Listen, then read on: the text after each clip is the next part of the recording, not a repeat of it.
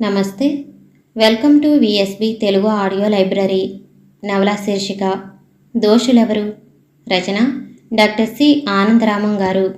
ఇక కథలోకి వెళితే, అల్లంత దూరాన్నుండే అప్రయత్నంగా చేతులు చాచాడు ఆర్తంగా. అది గమనించిన కోమల కళ్ళు తళుక్కుమన్నాయి. చెయ్యి ఊపింది ఉత్సాహంగా. కోమల తన చిన్నారి చెల్లెలు. ఈ లోకంలో తనకు మిగిలిన ఒకే ఒక రక్త సంబంధం. కోమలను దగ్గరికి తీసుకుని అనునయించాలని చకచక అడుగులు వేశాడు. అన్నయ్య! మమకారాన్ని మాటల్లోకి మార్చలేక జాపిన అన్న చేతుల్లో తన చేతులుంచి చెమ్మగిల్లిన కళ్ళతో బేలగా చూస్తూ నిలబడిపోయింది కోమల. కోమల తన ఆప్యాయంగా నిమిరి, ఎలాగున్నావమ్మా అన్నాడు. అంతలోనే అతని కళ్ళు పక్కనే నిలబడ్డ మాధవరావు గారి మీద పడ్డాయి. గౌరవంతో ఆయన పాదాలకు వంగి నమస్కారం చేశాడు. మీరు పక్కనుండగా ఆ ప్రశ్న మా చెల్లెల్ని అడగక్కర్లేదు నేను అన్నాడు వినయంతో. మాధవరావు గారు వాత్సల్యంగా నవ్వారు. అవునన్నయ్యా, నువ్వన్నది అక్షరాల నిజం. మామయ్య గారే మనకు తల్లి తండ్రి సర్వము. గౌరవాధారణ ఉట్టిపడే కంఠంతో అంది కోమల. మాధవరావు గారు పక్కపక్క నవ్వారు. అమ్మా కోమల, నన్నే సర్వస్వము అంటున్నావా? నేను కాదమ్మా, నీ సర్వస్వము ఇదిగో ఇక్కడున్నాడు చిరునవ్వుతో వేణుని చూపిస్తూ అన్నారు మాధవరావు గారు. కోమల సిగ్గుపడి తల వంచుకుంది. వేణు నవ్వాడు. రాజు ఆశ్చర్యంగా కోమలను వేణును చూచి ప్రశ్నార్థకంగా మాధవరావు గారిని చూశాడు. వేణు చూపులతో కలిపిన మాధవరావు గారి చూపులు ఆర్తంగా నవ్వాయి. కళ్ళతోనే కృతజ్ఞత కురిపించాడు రాజు. అందరూ మాధవరావు గారి ఇంటికి చేరుకున్నారు. ఆ ఇంటిని చూసి విభ్రాంతితో నిలబడిపోయాడు రాజు. 2 ఏళ్ల కిందట తాను విదేశాలకు వెళ్లబోయే ముందు అది కేవలము పెంకిటిల్లు. ఇప్పుడు ఆ స్థానంలో ఉన్నది ఒక దివ్య భవనం. అతని భావాలు గ్రహించినట్లుగా, ఈ మధ్య వ్యాపారంలో బాగా లాభాలు వచ్చాయిలేవయ్యా అన్నాడు మాధవరావు గారు. ఆ మాటలు మరింత ఆశ్చర్యం కలిగించాయి రాజుకి. మాధవరావు గారు చేస్తున్నది కలప వ్యాపారం. అది దానిలో లాభాలు అంతంత మాత్రంగానే ఉండేవి. ఇప్పుడొక్కసారిగా వ్యాపారం అంత అభివృద్ధి చెందిందా? ఇది నా ఇల్లు. వేణుకు ప్రత్యేకంగా మరొక ఇల్లు కట్టించాను. వేణు అందులోనే ఉంటాడు. కోమలను నువ్వొచ్చే వరకు కాత్యాయని గారి దగ్గర ఉంచాను. ఇంత మీదట పెళ్ళయ్యే వరకు నీతో ఉంటుంది. పెళ్ళయ్యాక వేణుతో ఉంటుంది. మామూలుగా చెప్తున్నారు మాధవరావు గారు. వింటున్న కొద్దీ మతిపోయినట్లే అవుతుంది రాజీవ్కి. తండ్రి కొడుకులిద్దరూ వేరువేరు ఇళ్లల్లో ఉండవలసిన అవసరమేమొచ్చింది? వేణు వంక చూశాడు. వేణు చటుక్కున తల తిప్పుకున్నాడు. క్షణకాం ఆ ముఖంలో తెరలా కదిలాడిన భావమేదో అంతుపట్టలేదు రాజీవ్కి. అంతలో వేణు రాజీవ్ వంక చూసి మామూలుగా నవ్వేశాడు. నా ఇల్లు చూసావా? అది బాగానే ఉందిలే, ఇంత గ్రాండ్గా ఉండదనుకో. వేణు నవ్వుతూనే మాట్లాడుతున్నా ఆ మాటల్లో, ఆ నవ్వులో ఏదో అపశృతి వినిపించింది రాజీవ్కి. వేణు ముఖంలోకి నిశితంగా చూశాడు. ఈసారి వేణు ముఖం తిప్పుకోలేదు. రాజీవ్ చూపులతో చూపులు కలిపి నవ్వాడు. ఏదో ఛాలెంజ్ చేస్తున్నట్లుగా ఉంది ఆ నవ్వు. కోమలకు వేణుకు పెళ్లి చేసేస్తే నా బాధ్యతల్లో ముఖ్యమైనది తీరిపోయినట్లే. నీకోసమే ఎదురు చూస్తున్నాం. వీళ్ళిద్దరికీ పెళ్లి చేయటం ఆలస్యం చేస్తే ప్రమాదం. వేణును కోమలను చూసి చిలిపిగా నవ్వారు మాధవరావు గారు. ఆ వయసులో ఆయన చిలిపి నవ్వు చూసి ఆశ్చర్యపోయాడు రాజు. వేణు పక్కలను నవ్వాడు. నాన్నగారి ముందు నువ్వు నేను ముసలివాళ్ళం అన్నాడు రాజుతో రహస్యంగా. రాజు అర్థం కాక చూశాడు. వేణు నవ్వి, నీకేం అర్థమవుతుందిలే అన్నాడు. మాధవరావు గారి దగ్గర సెలవు తీసుకుని కోమలతో కలిసి కాత్యాయని దగ్గరికి వచ్చాడు రాజీవ్. రాజీవ్ని చూడగానే కాత్యాయని గారి కళ్ళ నుండి ఆనంద బాష్పాలు రాలాయి. తన పాదాలకు నమస్కారం చేసిన రాజీవ్ను లేవనెత్తి ఆప్యాయంగా ఆశీర్వదించాడు ఆవిడ. కాత్యాయని గారిని చూడగానే చేతులెత్తి నమస్కరించాలనిపిస్తుంది ఎవరికైనా. అటువంటి వ్యక్తిత్వం ఆవిడిది. జుట్టంతా నెరిసి ముఖమంతా ముడతలు పడిన ఆ వృద్ధాప్యంలో సైతం ఆవిడ చిరునవ్వు మెరుపులను చిమ్ముతూ ఉంటుంది. మాటలో, చూపులో, నవ్వులో, నడకలో హుందాతనం ఉట్టిపడుతూ ఉంటుంది. నువ్వెప్పుడొస్తావా అని 1000 కళ్ళతో ఎదురు చూస్తున్నాను. నీ బాధ్యతలు నీకు అప్పగించి తప్పుకోవాలని వాత్సల్యంగా అన్నారావిడ. కోమల సంగతేనా? మాధవరావు గారు తన కోడలుగా చేసుకుంటానన్నారు ఉత్సాహంగా అన్నాడు రాజు. కాత్యాయని గారిలో ఉత్సాహం కనపడలేదు. పైగా ఆవిడ కనుబొమ్మలు ముడుచుకున్నాయి. కోమలను వేణుకివ్వాలనే అనుకుంటున్నావా? ఆ స్వరంలో పలికిన ఒకానొక అసహనం రాజీవ్కి వింత అనిపించింది. ఏం? అంతకంటే కోమలకు మనకు కావలసింది ఏముంది? నువ్వు చాలా రోజులుగా విదేశాలలో ఉన్నావు. ఇక్కడ సంగతులేవి నీకు తెలియవు. మాధవరావు గారు కావాలనే నిన్ను విదేశాలకు పంపించారేమోనని అనుమానం కలుగుతుంది ఇప్పుడు. రాజీవ్ ఆశ్చర్యంగా చూశాడు. కాత్యాయని గారు వివరంగా చెప్పారు. మాధవరావు గారు ఎక్కడి నుంచి కురిపిస్తున్నారో, ఎలా కురిపిస్తున్నారో, డబ్బు కురిపిస్తున్నారు. పబ్లిక్గా స్త్రీలతో కులుకుతున్నారు. వాళ్ళలో చాలామంది కోయిగూడెంలో స్త్రీలే. వాళ్ళలో కొందరు ఈయన మీద పగబట్టారని చెప్పుకుంటున్నారు. గ్రామాలలో దోపిడీలు ఇదివరకంటే ఎక్కువగా సాగుతున్నాయి. ఎవరు అరికట్టలేకపోతున్నారు. అంతా అయోమయంగా ఉంది. ఈ పరిస్థితిని నువ్వే అదుపులోకి తేవాలి. గోండు ఏమయ్యాడు? అతను ఉండగానే కోయిగూడెం ఇలా తిరగబడుతుందా? గోండు ఎక్కడో రహస్యంగా దాక్కున్నాడు. ఆ ఆచూకీ ఎవరూ కనిపెట్టలేకపోతున్నారు. ఈ దోపిడీలన్నీ గోండు చేయిస్తున్నాడని మాధవరావు గారి ఆరోపణ. నాకు నమ్మకం కలగటం లేదు. వృద్ధాప్యం వచ్చేసింది. ఇదివరకులాగా నడుం కట్టి పనిచేయలేకపోతున్నాను. అయితే కోమలను వేణుకీయటానికి ఆలోచించాలంటారా? అసలు ఈయటం మంచిది కాదనుకుంటాను. ఆ తండ్రికి కొడుకు కాదు. వేణు దేవుడు. అంతకంటే మంచివాళ్ళు ఈ లోకంలో ఎవరూ ఉండరు. ఉద్రేకంగా అంది కోమల. రాజీవ్, కాత్యాయని గారు ఒకరి ముఖం మరొకరు చూసుకున్నారు. కోమల, నీ సుఖం కంటే నాకు కావాల్సింది లేదమ్మా. స్థిప్తంగా ఆలోచించు. ఇందులో ఆలోచించవలసింది లేదన్నయ్యా. వేణుతో కలిసి కాక నాకు సుఖమనేదే లేదు. ఆ పైన నీ ఇష్టం. అప్పటికే కళ్ళ నీళ్లు తిరుగుతుంటే అక్కడి నుండి వెళ్ళిపోయింది కోమల. ప్రేమ గుడ్డిది. తనలో తను అనుకుంటున్నట్లు అన్నారు కాత్యాయని గారు. ఏది ఏమైనా కోమలకు కష్టం కలిగించలేను. ఈ లోకంలో దానికి నేను నాకు అది మాత్రమే మిగిలాం. ఒక్కసారిగా ఇద్దరి కళ్ళు గోడల మీదున్న పార్థసారథి ఫోటో మీదకు మళ్ళాయి. ఇద్దరి కళ్ళు చెమ్మగిల్లాయి. కోయిగూడెం అంతా కొండ ప్రాంతం. పంటలు సరిగా పండవు. అక్కడి కోయి ప్రజలు తేనె, రకరకాల పళ్ళు, ఏవేవో మూలికలు మొదలైనవి పట్టుకొచ్చి చుట్టుపక్కల గ్రామాలలో అమ్మి జొన్నలు, బియ్యము మొదలైనవి కొనుక్కుని వెళుతూ ఉంటారు. ఆ మాత్రంతో వాళ్ళ కడుపులు నిండవు. అప్పుడప్పుడు గుంపులు గుంపులుగా చుట్టుపక్కల గ్రామాల మీద పడి దోచుకుంటూ ఉంటారు. వాళ్ళు విలువిద్యలో నేర్పరులు. వాళ్ళ గురి తప్పటమంటూ ఉండదు. మెరుపుల్ల మీద పడి పోలీసులు వచ్చేటంతలో మాయమైపోతారు. ఈ 20వ శతాబ్దంలో నాగరికత ఎంతో అభివృద్ధి చెందిన ఈ యుగంలో సైతం వాళ్ళు పరమ అనాగరికంగా ఉంటారు. చదువు సంధ్యలు లేవు. శుచి శుభ్రతలు తెలియవు. నీతి నియమాలు అంతగా పాటించరు. వాళ్ళను నమస్కరించాలని, సభ్య సమాజంలోకి తేవాలని ప్రయత్నించిన వాళ్ళెవరూ లేరు. ఒకరిద్దరు ఏదో ప్రయత్నించినా ఒకరినొకరు సరిగా అర్థం చేసుకోలేక ఆ ప్రయత్నాలు విఫలమయ్యేవి. మాధవరావు గారు, పార్థసారథి గారు ప్రాణ స్నేహితులు, పలుకుబడి గల పెద్ద మనుషులు, చదువు సంస్కారము ఉన్నవాళ్ళు. తమ గ్రామాల స్థితికి వాళ్ళిద్దరూ చాలా బాధపడేవారు. కోయల దాడులను ఆపాలని, వాళ్లకు చదువు నేర్పి సంస్కారవంతులను చేయాలని ఆలోచించేవారు. కానీ కోయలు తెలిసి తెలియని మూర్ఖులు.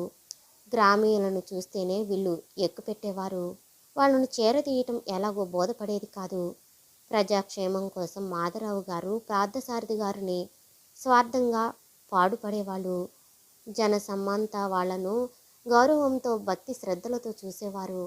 కాత్యాయని గారు కూడా వాళ్ళ కార్యక్రమాలలో సాధ్యమైనంత వరకు సహకరించేవారు. చదువుకుని ధైర్యస్థైర్యాలతో వ్యవహరించే అడవి పట్ల మాధవరావు గారికి, పార్థసారథి గారికి చాలా గౌరవం ఉండేది. అనాగరికలు, సంస్కార విహీనులు, సాహసులు అయిన ఈ కోయజాతి వారిని ఒక దారిలోనికి తేవటం సాధ్యపడేది కాదు. ఆ స్నేహితులకు తేనె అమ్మటానికి వచ్చినప్పుడు వాళ్ళు తేనె పలుకులే పలికేవారు. అన్నిటికీ ఊకొట్టేవారు. ఇచ్చిన బహుమానాలు పట్టుకెళ్లేవారు. మళ్ళీ వెంటనే గుంపుగా ఇంట మీద పడి దోచుకునేవారు. అప్పుడప్పుడు ఒకరిద్దరు పోలీసులకు పట్టుబడినా దోపిడీలు యథాప్రకారం సాగుతుండేవి. ఒకరోజు మాధవరావు గారు, పార్థసారథి గారు రచ్చబండ దగ్గర కూర్చుని మాట్లాడుతూ ఉండగా వాళ్ళ దగ్గరకు పోలీసులు వచ్చారు. పోలీసుల మధ్య గోండు ఉన్నాడు. పార్థసారథి గారు, ఇతని మీద అనుమానం వచ్చి పట్టుకున్నాము. ఇతడు తను దోషిని కానంటున్నాడు. మీకు బాగా తెలుసునని అంటున్నాడు. మీరు చెప్తే మీ మాట మీద వదిలేస్తాం అన్నాడు ఇన్స్పెక్టర్. గోండు ప్రాధేయపడుతూ చూశాడు పార్థసారథి గారిని. మాధవరావు గారు వద్దన్నట్లు సైగ చేశాడు. పార్థసారథి గారు కొన్ని క్షణాలు ఆలోచించారు. ఇతను నాకు బాగా తెలుసు, అలాంటి వాడు కాదు అన్నాడు. మీ మాట మీద వదిలేస్తున్నాం అని మరోసారి హెచ్చరించి పోలీసులు వెళ్ళిపోయారు. గోండు పార్థసారథి గారి పాదాల మీద పడ్డాడు. దొరా, మీ పుణ్యం కలకాలం ఉంటుంది, మీ మేలు మర్చిపోలేను అన్నాడు. ఇట్లాంటి కళ్ళబొల్లి కబుర్లు కట్టిపెట్టి నిన్ను కాపాడినందుకు నాకేం ఇస్తావో చెప్పు గంభీరంగా అన్నారు పార్థసారథి గారు. ఇటు గోండు అటు మాధవరావు గారు కూడా తెల్లబోయి చూశారు. నా దగ్గరేముంది బాబు మీకు ఇవ్వటానికి, కావాలంటే మంచి తేనె. గోండు మాటలు పూర్తి కాకుండానే పకపక నవ్వేశారు పార్థసారథి గారు. నాకు నీ తేనె అక్కర్లేదు గోండు. ఇది 20వ శతాబ్దం, నాగరికత ఎంతగానో అభివృద్ధి చెందిన కాలం. ఈనాడు కూడా ఇలా ఇంచుమించు మృగాల్లా బ్రతకటానికి మీకు సిగ్గుగా లేదా? ఏం చేయమంటారు దొరా? మమ్మల్ని మీలో కలుపుకుంటారా? అనుమానంగా చూస్తారు, చిన్నచూపు చూస్తారు. మేము చాకిరీకి పనికొస్తామే కానీ స్నేహానికి పనికిరాము. మేము సంపాదించే వస్తువులు బాగుంటాయే కానీ మేము బాగుండము. నీ మాట పూర్తి కాదనటానికి లేదు, కానీ మీలో బాగుపడాల్సినని పైకి రావాలని కుతూహలం కనబడదు. మా బోటి వాళ్ళం మీ దగ్గరికి రాబోయినా బాణాలు చూపించి భయపెడతారు.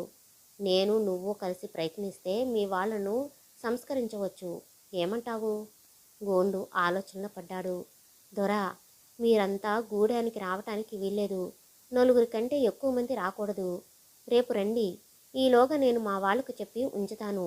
ఏం చేస్తారో చెయ్యండి. గోండు వెళ్ళిపోయాక మాధవరావు గారు ఆలోచనలో పడ్డారు. పటం ఆ గూడానికి వెళ్ళటం అంటే పులి నోట్లో తలదూర్చటం లాంటిది. ఈ కోయ వాళ్ళు నమ్మటానికి లేదు. ఈ క్షణంలో పాదాలు పట్టుకుంటారు, మరుక్షణంలో అమ్ము పెడతారు. వాళ్ళంతటా వాళ్ళు ఇక్కడికి వస్తే ఏదైనా నేర్పచ్చు, అంతేకాని. మాధవరావు గారి మాటలను పార్థసారథి గారు ఒప్పుకోలేదు. కోయంగూడలోకి వెళ్ళటం ప్రమాదమని నేను ఒప్పుకుంటాను, కానీ మనం వెళ్ళవలసిందే. గోండు ఉంటాడు కదా. గోండును మాత్రం నమ్మమని ఏముంది? పోలీసుల నుండి తప్పించుకోవటానికి ప్రాధేయపడ్డాడు. తప్పించుకోగానే ఎవరినీ లక్ష్యపెట్టడు. నాకెందుకు గోండు అలాంటి వాడని అనిపించడం లేదు. ఎంతైనా మనం అక్కడికి వెళ్ళటం ప్రమాదమనే అనిపిస్తుంది వెనక్కి తీస్తూ అన్నారు మాధవరావు. నేను వెళ్ళటానికే నిర్ణయించుకున్నాను. మీ ఇష్టం, రాదలుచుకుంటే రండి. ఆ మాటలతో మాధవరావు గారు తగ్గి, మీతో పాటే నేను, పదండి అన్నారు. విషయం విన్న కాత్యాయని గారు తను వస్తానన్నారు. పార్థసారథి గారు సంకోచంగా, వాళ్ళు అనాగరికులు, మొరటి వాళ్ళు, వాళ్ళ మధ్యకు మీరు రావటం అంత మంచిది కాదేమో అన్నారు. కాత్యాయని గారు నవ్వి, వాళ్ళు మొరటి వాళ్ళు, అనాగరికులు నిజమే, కానీ స్త్రీల విషయంలో చదువు సంస్కారము ఉన్న వాళ్ళకంటే 1,000 రెట్లు గౌరవంతో ప్రవర్తిస్తారు అని చూసి చూడనట్లు మాధవరావు గారి వంక చూశారు. మాధవరావు గారు తలదించుకున్నారు. నలుగురితో కలిసిమెలిసి పనిచేసే స్త్రీలకి మన్ననలు రాకపోగా ఈనాటికి అవవాదులు తప్పటం లేదు సమాజంలో. కాత్యాయని గారు కూడా అలాంటి వారులు ఎదుర్కోక తప్పలేదు. అయినా లక్ష్య పెట్టలేదు. కానీ ఒకనాడు మాధవరావు గారే తన ప్రేమను ప్రకటించేసరికి దిగ్భ్రాంతి పొందినారు. సంస్కారం గల యువతి గనక ఆయనను అల్లరి పెట్టలేదు. కానీ ఆనాటి నుండి ఆయన మీద గౌరవం తగ్గింది ఆవిడకు. అప్పటికి పార్థసారథి గారు సందేహించటం గమనించడం కాత్యాయని గారు, మీరు ఒప్పుకుంటే మీతో వస్తాను, లేకపోతే నేను ఒక్కదాననే వెళతాను అన్నారు. పార్థసారథి గారు నవ్వి, రండి, మిమ్మల్ని చూసి మేమంతా ధైర్యం తెచ్చుకుంటూ ఉంటాం. చివరికి పార్థసారథి గారు, మాధవరావు గారు, కాత్యాయని గారు మరికొందరు పెద్ద మనుషులు బయలుదేరారు. ఆ కొంచెం దారి వెంట నడుస్తుంటే అందరికీ భయంతో గుండెలు దడదడలాడాయి. అలవాటు లేక అడుగులు తడబడి జారిపడసాగాయి. ఉన్నుండి ఏవో వింత అరుపులు. అవి విన్నప్పుడిలా గుండెలు జల్లుమనేవి, ముచ్చెమటలు పోసేవి. ఎలాగో చెక్కబట్టుకుని ప్రయాణం చేసుకున్న వాళ్ళు చటుక్కున ఆగిపోయారు. ఎదురుగా విల్లుమ్ములు ఎక్కుపెట్టి కోయవీగులు. మాధవరావు గారు వణికిపోతూ, చూశారా, వీళ్లను నమ్ముకోవద్దని చెబితే వినలేదు, ఇప్పుడు ప్రాణాలతో బయటపడగలమా అన్నారు. ఆయన చేతులు జేబుల్లోకి వెళ్ళాయి. ఎక్కడి వాళ్ళక్కడే ఉండండి, కదలొద్దు, కదిలితే ప్రాణాలు దక్కవు అరిచాడు గోండు. 3 కోయవీరులు బాణాలు ఎక్కిపెట్టి నిలబడగా మరికొందరు ముందుకు వచ్చి అగంతకులను పూర్తిగా సోదా చేశారు. అందరి దగ్గర పుస్తకాలు, పెన్సిళ్ళు, పలకలు, తినుబండరాలు మొదలైనవి మాత్రం దొరికాయి. మాధవరావు గారి జేబులో మాత్రం పిస్టల్ దొరికింది. గోండు దానిని చేతిలో తీసుకుని పకపక నవ్వుతూ, మేం వెర్రివాళ్ళం కాముదొరా అన్నాడు. పార్థసారథి ప్రభుతులు ఆశ్చర్యపోయారు. వాళ్లకు మాధవరావు గారు పిస్టల్ తీసుకొస్తున్నట్టు తెలియదు. నాకు తెలియదు గోండు అన్నారు తడబడుతూ పార్థసారథి గారు. గోండు చటుక్కున పార్థసారథి గారి పాదాలకు నమస్కారం చేశాడు. నాకు తెలుసు దరా, ఎవరెట్టాంటి వాళ్ళో నాకు బాగా తెలుసు. మా జాగ్రత్తలో మేము ఉండాలి కదా అన్నాడు. మాధవరావు గారి గోముఖం అవమానంతో ఎర్రబడింది. అది నేను ఊరికేనే అంటూ ఏదో చెప్పబోయాడు. సరేలేండి దొరా, మీ జాగ్రత్తలో మీరొచ్చారు, మా జాగ్రత్తలో మేమున్నాం. రండి దొరా, ఇప్పటికైనా మా గూడెంలోకి రావటం మీకు ఇష్టం లేకపోతే శద్రంగా వెనక్కి పంపుతాం. రావాలనుకుంటే రండి, నా ప్రాణాలుండగా మీ ప్రాణాలకు అపాయం రాదు. అందరూ ఒకరి ముఖాలు ఒకరు చూసుకున్నారు. పార్థసారథి గారు ధైర్యంగా ముందుకు అడుగు వేశారు. మిగిలిన వాళ్ళు ఆయనను అనుసరించారు. కోయిగూడెంలోకి ప్రవేశించడం కంటే 1,000 రెట్లు కష్టమైనది వాళ్ళను ఒక దారిలోకి తేవటం. అటు వాళ్ళు వాళ్ళ పిల్లల్ని బడికి పంపటానికి ఒప్పుకోలేదు. ఇటు ఊళ్ళో వాళ్ళు ఆ పిల్లల్ని తమ బడిలో చేర్చుకోవటానికి ఒప్పుకోలేదు. గోండు తన కూతురు నీలుని, తనకు బంధువైన బాగిన్ని బళ్ళోకి పంపించాడు. వాళ్ళిద్దరూ పలకబలపు పట్టుకుని హుషారుగా బళ్ళోకి వచ్చారు. కానీ బళ్ళో పిల్లలెవరూ వాళ్లను తమ పక్కన కూర్చొనియలేదు. నవ్వి ఏడిపించారు. వాళ్ళు చిన్నబుచ్చుకుని బిక్కమోహాలతో దూరంగా నించుంటే పకపక నవ్వి చప్పట్లు కొట్టారు. మానవులలో ఈ కౌర్యం ఏ మూల దాగి ఉంటుందో, పసి మనసులో కూడా ఎలాగా పడగ విప్పి బుసకొడుతుందో. రాజు ఇంటికొచ్చి తండ్రికి చెప్పి మళ్ళీ పకపక నవ్వాడు. పార్థసారథి గారు నిర్ఘాంతపోయారు. సమూహంలో మనుషుడి బుద్ధి ప్రవాహంలో పూచిక పుల్లలా అయిపోయింది. 4 రెట్లు దారి తీస్తే 5వ వాడు కూడా అనాలోచితంగా అటు అడిగేస్తాడు. ఎవరో దానిని మందబుద్ధి అని చమత్కరించారు. రాజీవ్ది సహజంగా మెత్తని మనసు, ఎవరికీ కష్టం కలిగించడు. అలాంటి వాడు తన తోటి బాలబాలికని దరిచేరనీయకుండా ఏడిపించాడంటే ఏమనుకోవాలి? పార్థసారథి గారు కొడుకును దగ్గర కూర్చోబెట్టుకుని ఆ రాత్రి నిద్ర వచ్చే వరకు నచ్చచెప్పారు.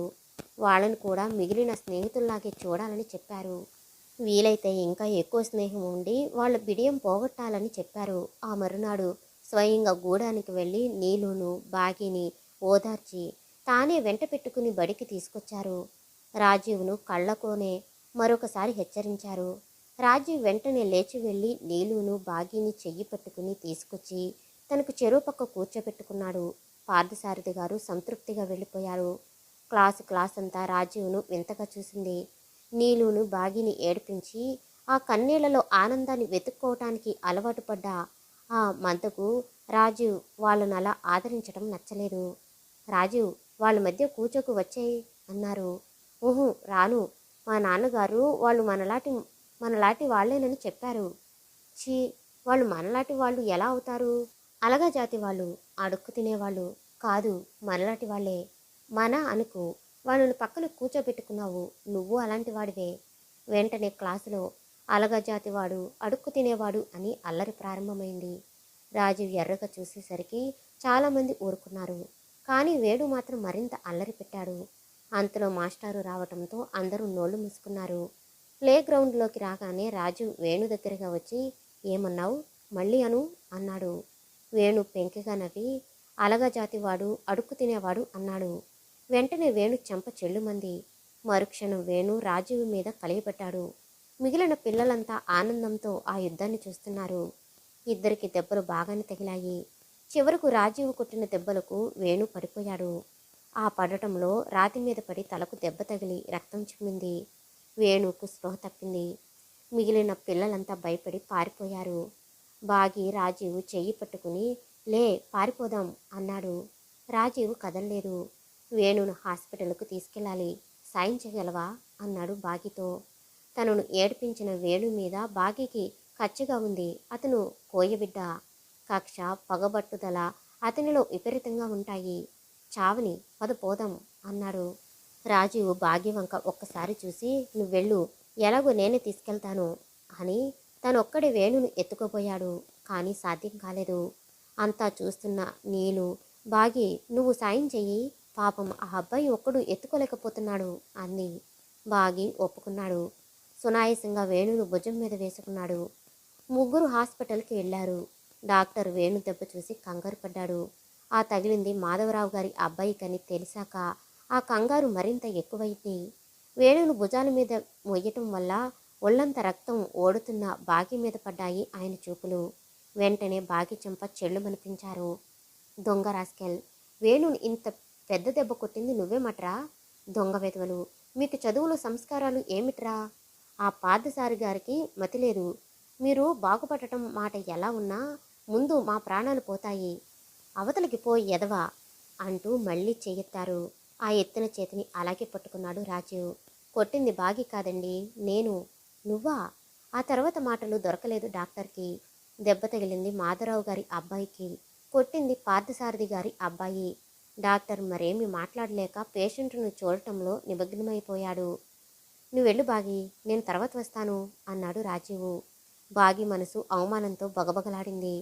తనను అవమానించి ఏడిపించిన ఆ వేణును భుజం మీద మోసుకొచ్చాడు. అందుకు కృతజ్ఞత లేకపోగా కొట్టి ఎన్ని తిట్టాడు ఆ డాక్టర్. రాజీవు నేను కొట్టాడు అన్నాక నోరు విప్పగలిగాడా? పోనీ నిజం తెలిసాకైనా నొచ్చుకుంటున్నట్లు ఒక్క మాట అన్నాడా? పురుగును చూసినట్లు చూశాడు. వీళ్ళు వీళ్ళు మనసులో పళ్ళు నూరుకున్నాడు. నేలను తంతూ వెళ్ళిపోయాడు. రాజీవ్ వేణు పక్కనే కూర్చున్నాడు. అన్నానికి కూడా కదల్లేదు. మాధవరావు గారు పార్థసారథి గారు వచ్చారు. ఎంత పని చేశావు రాజీవు?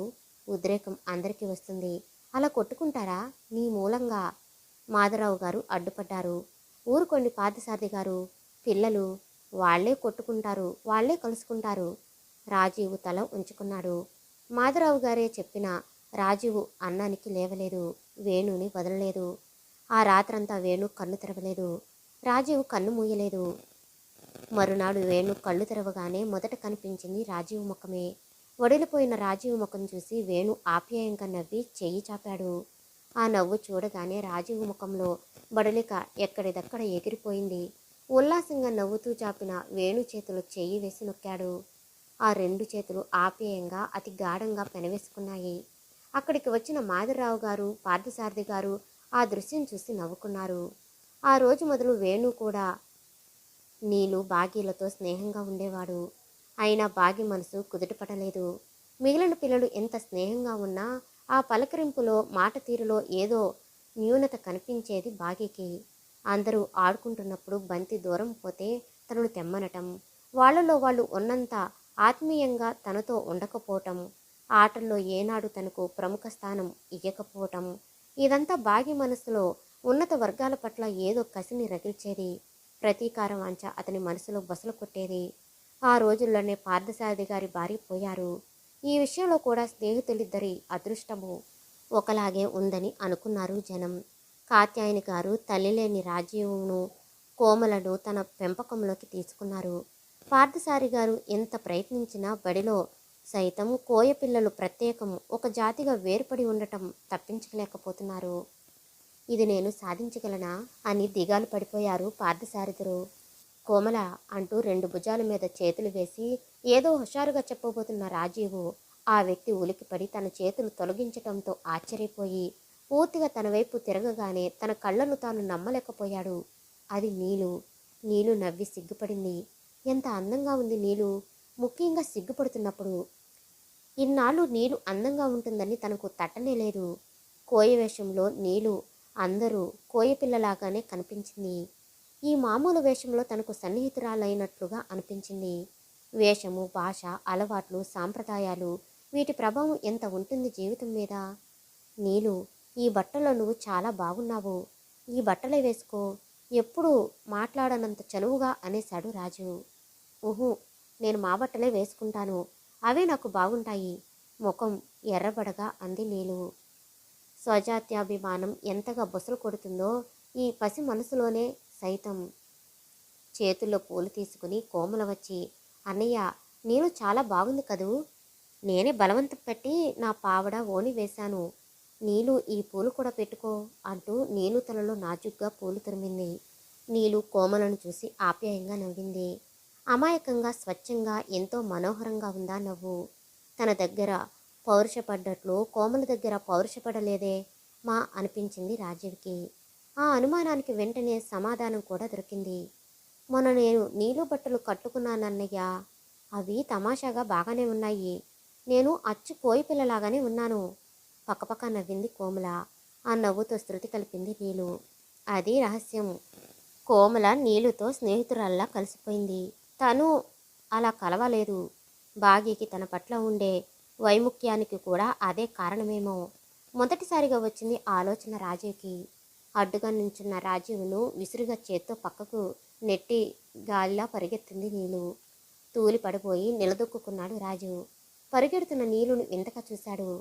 తనను ఎదిరించి మాట్లాడగల ధైర్యం, తనను నెట్టివేయగల సాహసం, పరుగులు తీసే యవ్వనం. నీలు ఆ రోజంతా అతని జ్ఞాపకాలలో తారాడుతూనే ఉంది. హైస్కూలు చదువు పూర్తయ్యాక రాజు వేణులతో పాటు నీలు, బాగీలు కూడా కాలేజీలో చేరాలని కుతూహలపడ్డారు. గోండు ఆ విషయం పార్థసారథి గారితో చెప్పారు. పార్థసారథి గారు నొచ్చుకుంటూ అన్నారు, గోండు, నాకు మీ అందరి మీద ఒకటే అభిమానం.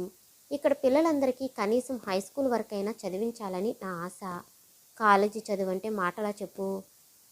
నేనయ్యి నా మరి గొప్పవాణ్ణి కాదు. నీ పిల్లలిద్దరి మీద నాకున్నది కాస్త ఖర్చు పెడితే మిగిలిన వాళ్ళనందరినీ ఎలా బాగు చేయగలను? పార్థసారథి గారి మాటలకు గోండు బాధపడకపోగా, మీది పెద్ద మనసు దొరా అన్నాడు ఆనందంతో. గోండు విశాల హృదయాన్ని పార్థసారథి గారు మెచ్చుకున్నారు. గోండు, మీ దాడులు ఎప్పటికీ ఆపుతారో చెప్పు. ఇలా గ్రామాల మీద పడి దోచుకోవడం మంచి పనేనా?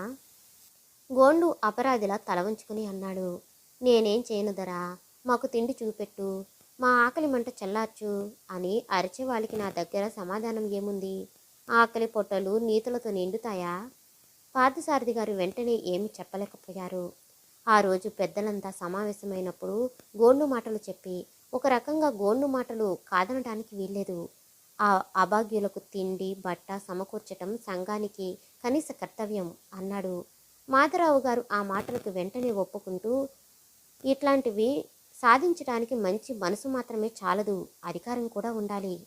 మన ప్రెసిడెంట్ గారికి పెట్టి నింపుకోవటమే తప్ప అలాంటివి ఆలోచించడానికి తీరుబడి లేదు అన్నారు. ఈసారి పార్థసారథి గారిని ప్రెసిడెంట్గా నిలబెడితే సరి ఎవరు అన్నారు. పార్థసారథి గారు కంగారు పడి, నాకెందుకయ్యా ఈ బాధ్యతలు అన్నారు. కానీ ఇంచుమించు ప్రతి ఒక్కరూ పార్థసారథి గారే తమకు ప్రెసిడెంట్ కావాలని అన్నారు. మాధవరావు గారు ఆ ప్రతిపాదన బాగా బలపరిచారు. మీరు ఒప్పుకోవాలి పార్థసారథి గారు, మీలాంటి వాళ్ళు అధికారంలో ఉంటే అందరికీ మంచి జరుగుతుంది అన్నారు. పార్థసారథి గారికి అంగీకరించక తప్పలేదు. ఆ రాత్రే కోయ గుంపు మళ్ళీ గ్రామం మీదకు దాడి వచ్చింది. ఆ దాడి పార్థసారథి గారి ఇంటి మీదనే జరిగింది. పార్థసారథి గారు హత్య కావింపబడ్డారు. గందరగోళానికి నలుగురు చేరోలోగానే కోయలు చెల్లాచెదరై పారిపోయారు. రక్తపు మడుగుల్లో కొన ఊపిరితో కొట్టుకుంటున్న పార్థసారథి గారిని చూసి కంటికి కడివేడుగు దుఃఖించారు మాధవరావు గారు. పార్థసారథి గారు మాట్లాడలేకపోతున్నారు. నిశ్చలంగా మాధవరావు గారిని చూశారు. ఆయన ప్రాణకట్టెను వదిలిపోవాలని ఆరాటపడుతున్నాయి. మాధవరావు గారు కోమలను, రాజీవ్ను చెరో చేత్తో దగ్గరికి తీసుకున్నారు. పార్వతి, నేనుండగా నీ పిల్లలకు ఏ లోటు కానివ్వను. నా సంతానం కన్నా ఎక్కువగా చూసుకుంటాను, కళ్ళీళ్లతో వాగ్దానం చేశారు మాధవరావు గారు. పార్థసారథి గారి పెదవులపైన చిత్రమైన చిరునవ్వు విరిసింది. ఆ చిరునవ్వులోనే ఆయన ప్రాణాలు అనంతంలో లీనమయ్యాయి. మాధవరావు గారు రాజీవ్ను, కోమలను కంటికి రెప్పలా సాకడమే కాక రాజీవ్ను లా చదవటానికి విదేశాలకు పంపటానికి నిశ్చయించుకున్నారు. అందరూ మాధవరావు గారి స్నేహశీలతను ఎంతో ప్రశంసించారు. రాజు, నీలు నోట ఆ సంబోధన విని నివ్వెరపోయి చూశాడు రాజు. ఆ నివ్వెరపాటు గమనించిన నీలు, మా బాగి ఎవ్వరిని దొర అని పిలవద్దన్నాడు అంది. ఆ కంఠంలో కొంత నిర్గారం ధ్వనించింది. రాజీవ్ తన పొరపాటు గమనించి సర్దుకుంటూ, నువ్విలా పిలిస్తేనే బాగుంది నాకు, కూర్చో అన్నాడు. నీలు దర్జాగా కుర్చీలో కూర్చుంది. ఆ కూర్చున్న తీరుకు లోలోపల నవ్వుకున్నాడు రాజు. మీరు విదేశాలకు వెళ్తున్నారటగా? అవును, అందుకే చూడటానికి వచ్చావా? ఏం కావాలి? నీళ్ళు కళ్ళల్లో రోషరేఖలు మెరిశాయి. నాకు ఏం అక్కర్లేదు, నేనే మీకు ఇవ్వాలని వచ్చాను. రాజీవ్కు నవ్వొస్తుంది. అణుచుకున్నాడు. ఏం ఇస్తావో ఇయ్యి అన్నాడు. తన వేలు నుంచి ఏదో ఉంగరం తీసింది నీలు. అది ఏదో నారతో చేసింది. దాని మధ్యలో ఏదో విచిత్రమైన రాయి ఉంది. ఆ నార ఏ సైజులోకి కావాలంటే ఆ సైజులోకి సాగుతుంది. ఆ ఉంగరం చూడమనే ఏదో చిరాకు, తిరస్కారం కదిలాయి రాజీవ్ కళ్ళల్లో. నీలు చటుక్కున ఆ ఉంగరం తన వేలికి పెట్టేసుకుని తను గూడెం వైపుకు పరుగుపెట్టింది. కనుమూసి తెరిచేలోగా లేడిపిల్లలా చాలా దూరం వెళ్ళిపోయింది. నీలు అని పిలుస్తూ వెనకాతలే పరుగుపెట్టాడు రాజీవ్. ఆ కొండ మార్గం రాజీవ్కు కొత్త. ఆ కొండల్లో గుట్టల్లో పరిగెట్టలేక పడిపోయాడు రాజీవ్. అమ్మా అని అరిచాడు గట్టిగా. ఆ అరుపు విని నీలు వెనక్కి తిరిగి వచ్చింది. పడిపోయిన రాజీవ్ని చూసి తల్లడిల్లిపోయింది. ఎంత వేగంగా ముందుకు పరుగుపెట్టిందో అంతకు రెట్టింపు వేగంతో వెనక్కి తిరిగి వచ్చింది. పడిపోయిన రాజీవ్ తల తన ఒళ్ళోకి తీసుకుని గీరుకుపోయి రక్తం చిమ్ముతున్న భాగాలన తన కొంగుతో తుడిచి ఏదో పసరు రాసింది. అలా నీలు ఒళ్ళో పడుకోవటం ఏదో సుఖమనిపించింది రాజీవ్కి. ఆ ఉంగరం పెట్టుకుంటే ఇలా పడి ఉండేవారు కాదు, నిష్ఠూరంగా అంది నీలు. నీలు ఒళ్ళోంచి లేవకుండానే అదేమిటి అన్నాడు రాజు. ఆ ఉంగరం మా నాయనమ్మ నాకు పెట్టింది. మా ఇంట్లో ఎప్పటి నుంచో వస్తుంది అది. అది పెట్టుకుంటే ఏ కష్టాలు రావట, తీసేస్తే చికాకులు తప్పవట. నవ్వు వచ్చినా పైకి నవ్వలేదు రాజు. మరి ఆ ఉంగరం తీసేస్తే నాకు చికాకులు రావు? వస్తేనేం రాజు, ఇక్కడ నన్ను ఆదుకోవటానికి అందరూ ఉన్నారు. అక్కడ మీకెవరున్నారు? మీకేమైనా వస్తే? నీళ్ళు కళ్ళల్లో నీళ్లు చిమ్మినాయి. అందమైన ఆ కళ్ళల్లో నీళ్లు, ఆప్యాయత నిండిన ఆ మాటలు రాజీవ్ మనసుకు చిత్రంగా స్పందింపచేశాయి. చెయ్యి ముందుకు చాపి ఏది ఆ ఉంగరం పెట్టు అన్నాడు. వద్దులేండి అంది నీళ్ళు. నీళ్లు తిరుగుతున్న ఆ కళ్ళల్లోనే మళ్ళీ రోషరేకులు. నేను అడుగుతుంటే ఇవ్వవా?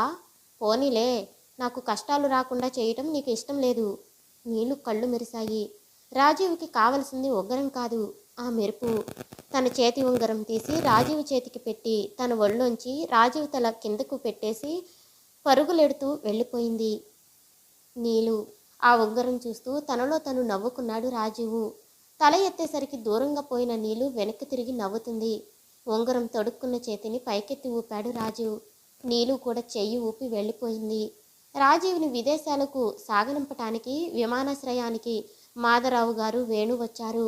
నీలు ముచ్చట తీర్చడానికి బాగి నీలు కూడా తీసుకొచ్చాడు. వెక్కి వెక్కి ఏడుస్తున్న కోమలను దగ్గరకు తీసుకుని తాను కళ్ళనీళ్లు పెట్టుకుంది నీళ్ళు. పైపైకి ఎగిరిపోతున్న విమానాన్ని ఆశగా చూస్తూ నేను చదువుకుంటానండి, చదివించండి అన్నాడు బాగి మాధవరావు గారితో. మాధవరావు గారు పక్కపక్క నవ్వారు. పిచ్చివాడ, పైకి రావటానికి చదువులు డిగ్రీలు ఎందుకురా? బుర్ర ఉండాలి, బుర్ర. అది నీకు ఉందని గ్రహించాను. చూడు, నువ్వు వీళ్ళందరికంటే గొప్పవాడివైపోతావు. బాగి చిత్రంగా చూశాడు. నా మాటలు నిజమని నీకే తెలుస్తుంది, చూస్తూ ఉండు.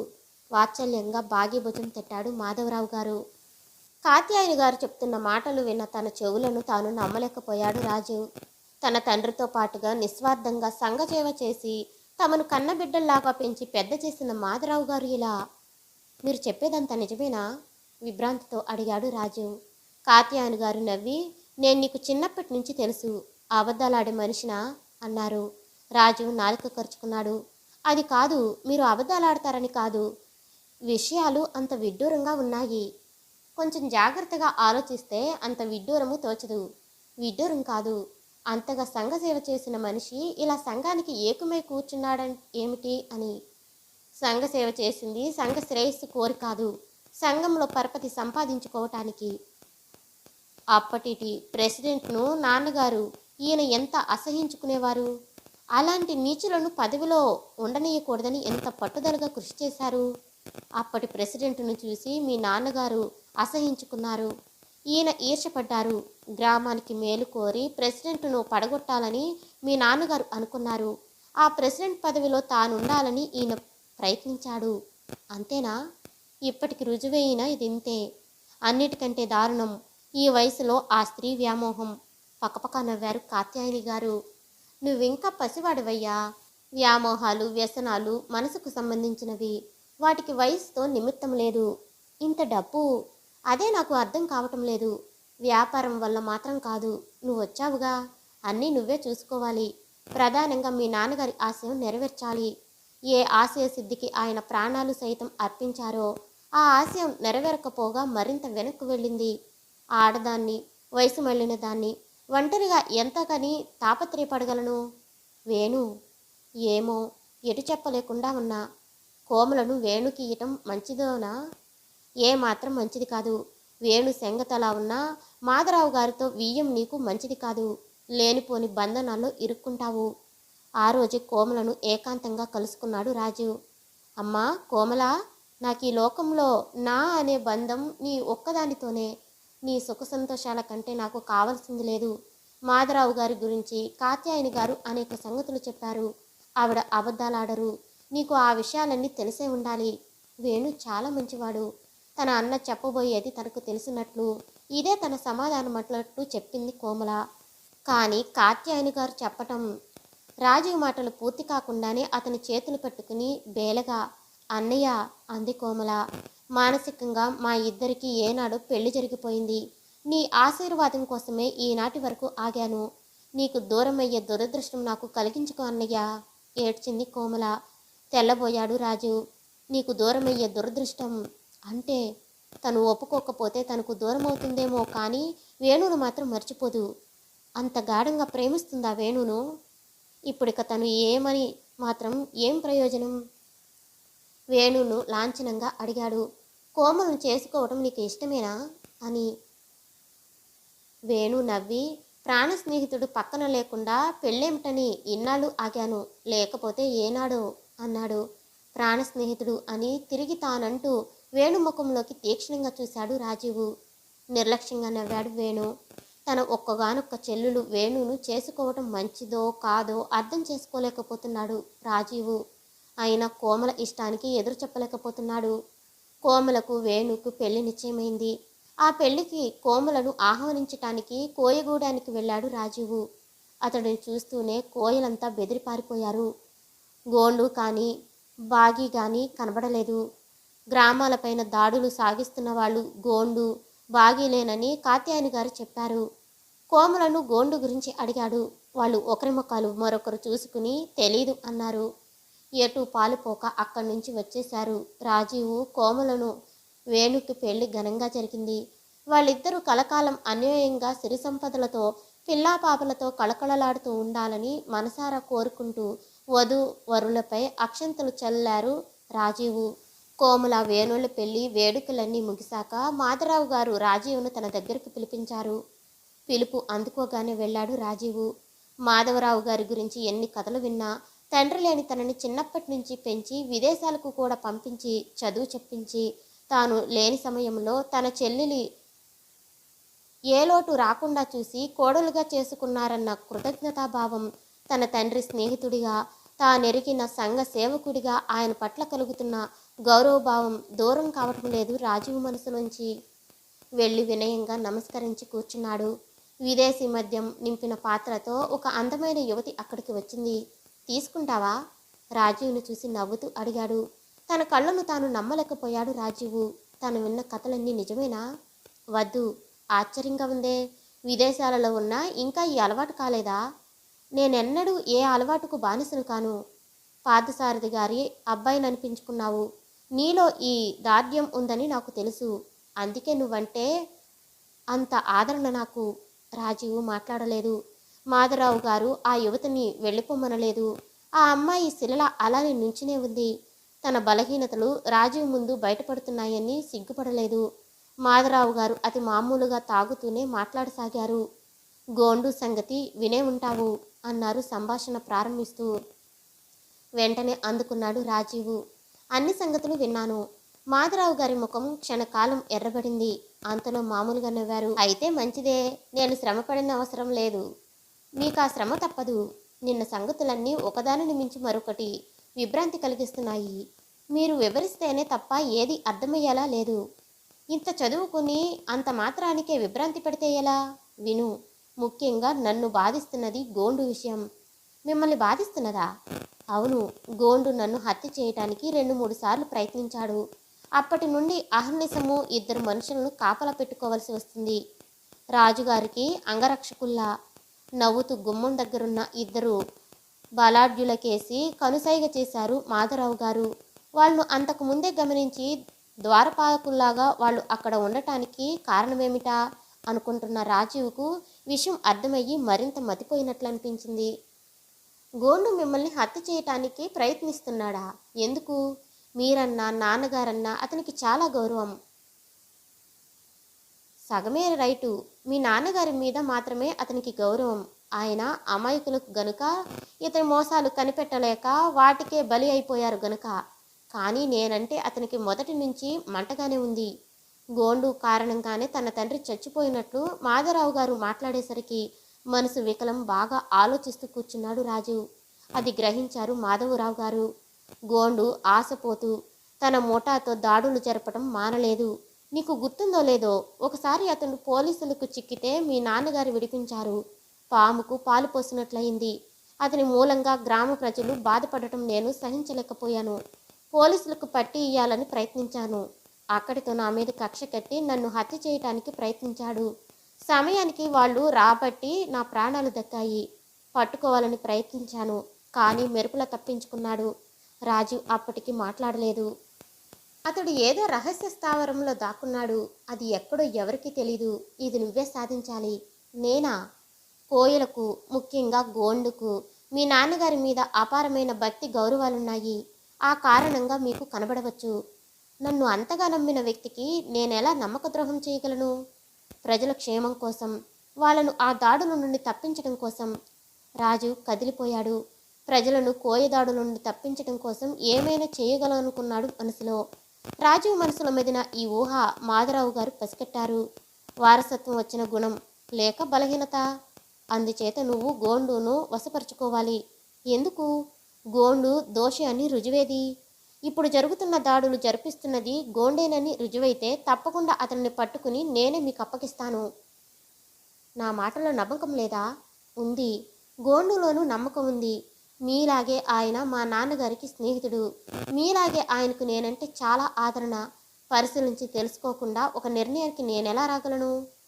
తనను గోండును ఒకటిగా చేసి రాజు మాట్లాడినందుకు మాధవరావు గారికి భరింపరాని కోపం వచ్చినా రాజు తెలివితేటలను మెచ్చుకున్నాడు. నన్ను నమ్మవా? పోనీ ఏదెలా జరిగినా ఆదుకోవటానికి నువ్వు ఉన్నావుగా. క్షమించటానికి నేను రెడీ. గోండును రాజీకి తెచ్చే భారం నీది.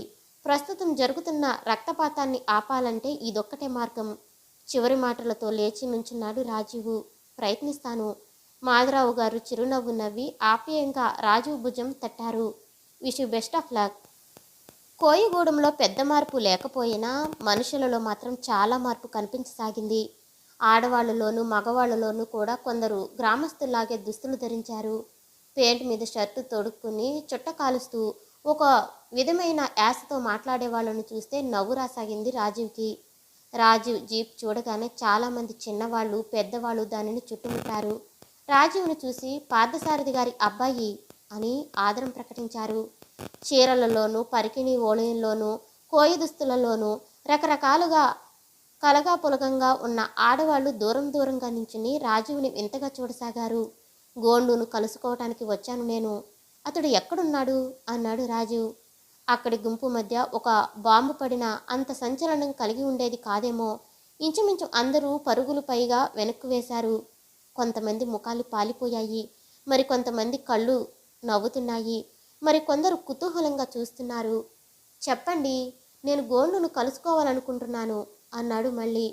పాలిపోయిన వాళ్ళ ముఖాలలోకి తమ నిశ్చయం పాకింది. నవ్వే కళ్ళు మరింత వింతగా చూశాయి. కుతూహలంగా చూసేవాళ్ళు ఊపిరి ఉక్కపెట్టారు. మాకు తెలీదు అనేక గొంతు లొక్కమారుగా పలికాయి. పోనీ బాగి ఎక్కడా?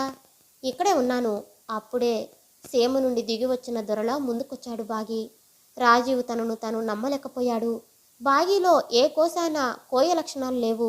సంపూర్ణమైన నాగరికత ఉట్టిపడుతుంది. తన తండ్రి ఆశయాలు ఇతనిలో ఫలించాయా అనిపించింది ఒక్క క్షణం రాజీవ్కి. ముందుకొచ్చిన బాగి దర్జాగా తన చెయ్యి చాపాడు. ఆ చెయ్యి అందుకోవటానికి ఒక్క క్షణం సందేహించాడు రాజీవు. అంతలోనే బాగి ముఖం ఎర్రబడిపోయింది. చాపిన చేతిని తన పెయింట్ జేబులో పెట్టుకున్నాడు. రాజు చాలా నొచ్చుకున్నాడు. బాగి చేతిని వెంటనే ఎందుకు అందుకోలేకపోయాడు? అతడు కోయ అనే తిరస్కార భావం తనలో ఉందా? ఎంతమాత్రం లేదు. అతడి కళ్ళల్లో ఏదో ఛాలెంజ్ ఉంది. అది అనిపించేసరికి తన మనసు ముడుచుకుపోయి ఆ చేతిని వెంటనే అందుకోలేకపోయాడు. నవ్వుతూ తన చేయి చాపాడు రాజీవు. దానిని అందుకోలేదు బాగి.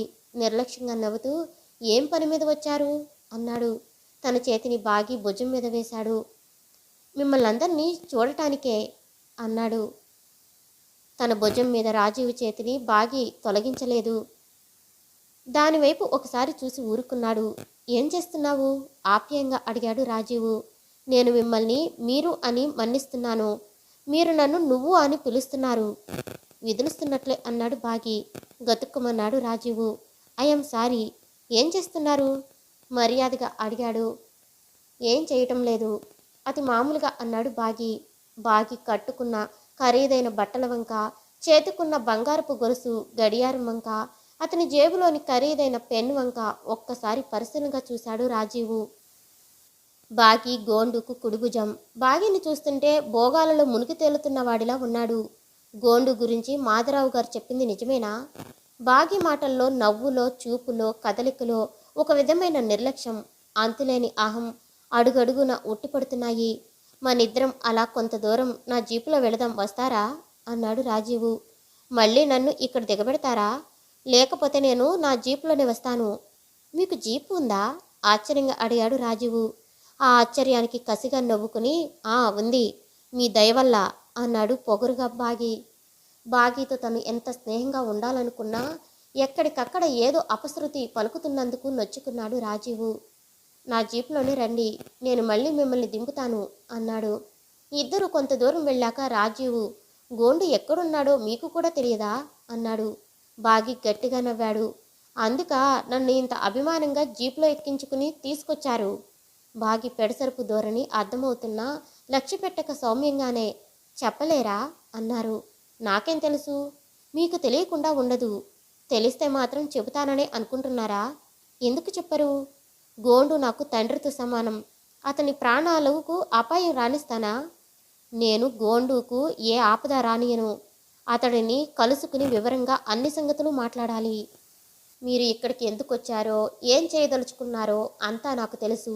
ఈ బాగి అంత తేలిగ్గా దొరుకుతాడనుకోకండి. నడుస్తున్న జీపులోంచి కిందకి దూకి మెరుపులా అదృశ్యమైపోయాడు బాగి.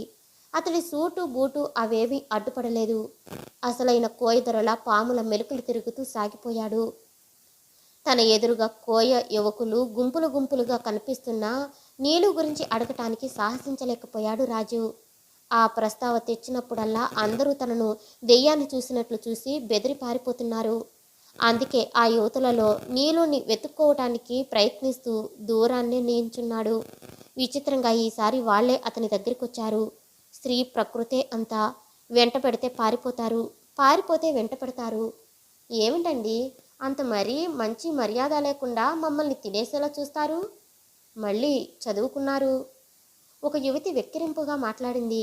మిగిలిన అందరూ నవ్వారు. రాజు కంగారుగా, నేను వెతుక్కుంటున్నాను అన్నాడు. వెతుక్కుంటున్నారా? ఆడవాళ్లలో ఏమిటి? మళ్ళీ కొంటే వెక్కిరింపు, గోలగా నవ్వులు. సంఘబలం ఎంత అబలలైతేనేం 10 మంది చేరేసరికి ఎంతటి మగవాడినైనా ఆడించగలరు. నేను నీలు కోసం అబద్ధమాడే స్థిమితం లేక నిజం కక్కేశాడు రాజు. నీలు ఇక్కడుంది. ఎక్కడి నుండో నీలు కంఠం వినిపించింది. ఎక్కడ దాక్కుందో అర్థం కాలేదు.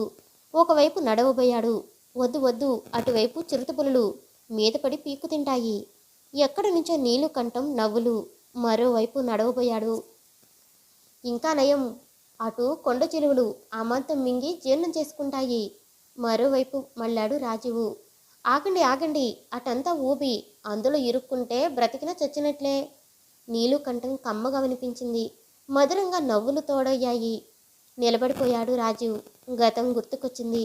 అబ్బా అంటూ కింద కూలపడ్డాడు. చటుక్కున అతని దగ్గరగా వచ్చింది నీలు. అతని పక్కన మోకరించి కూర్చుంటూ, ఏం జరిగింది అంది. ఏం జరగలేదు, ఇది జరగాలని అంటూ నీలు చెయ్యి గట్టిగా పట్టుకున్నాడు రాజు. ప్రయత్నించినా వదిలించుకోలేకపోయింది నీలు. రాజువి చేతిలో బలానికి, అతని కళ్ళల్లోని ప్రేమానురాగాలకు కట్టుబడిపోయింది. నేను నిన్ను వదలను దృఢంగా అన్నాడు రాజు. వదలక ఒక జాన కవ్వించింది. నాతో తీసుకుపోతాను. ఎక్కడికో మరో ముగ్ధ ప్రశ్నించింది. గోండు దగ్గరికి. అంతేనా? ఇంచుమించు అన్ని కంఠాలు ఒక్కసారిగా నిరాశగా పలికాయి. పదండి. నీళ్ళు చకచకా నడిచి జీప్లో కూర్చుంది. ఆ యువతులంతా ఒక్కసారిగా నీలు అన్నారు కంగారుగా. నీళ్ళు వాళ్ళ వంక తిరిగి ఏం పర్వాలేదు అని రాజీవ్ను చూసి పోనీయండి అంది. ఆ కొండల్లో గుట్టల్లో నీళ్ళు నడపమన్నట్టు జీప్ నడుపుతున్నాడు రాజీవ్.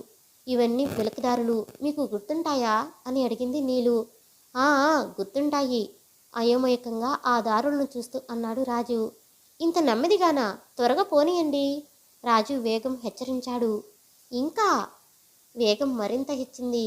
ఇంకా ఏ క్షణంలో జీప్ ఎటు ఒరిగిపోతుందోనని రాజీవ్కు భయం కలుగసాగింది. నుదుటికి పట్టిన చెమట తుడుచుకుంటూ నీలు వంక చూశాడు. ఏం పర్వాలేదు, చేతికి ఆ ఉంగరం ఉంది, పక్కన నేనున్నాను, పోనీయండి ధీమంగా అంది నీలు. ఆ ఉంగరములో తనకు నమ్మకం లేదని, నీలు కేవలం ఆడపిల్ల మాత్రమేనని అనుకోలేకపోయాడు రాజు వేగం మరింత హెచ్చింక తప్పలేదు.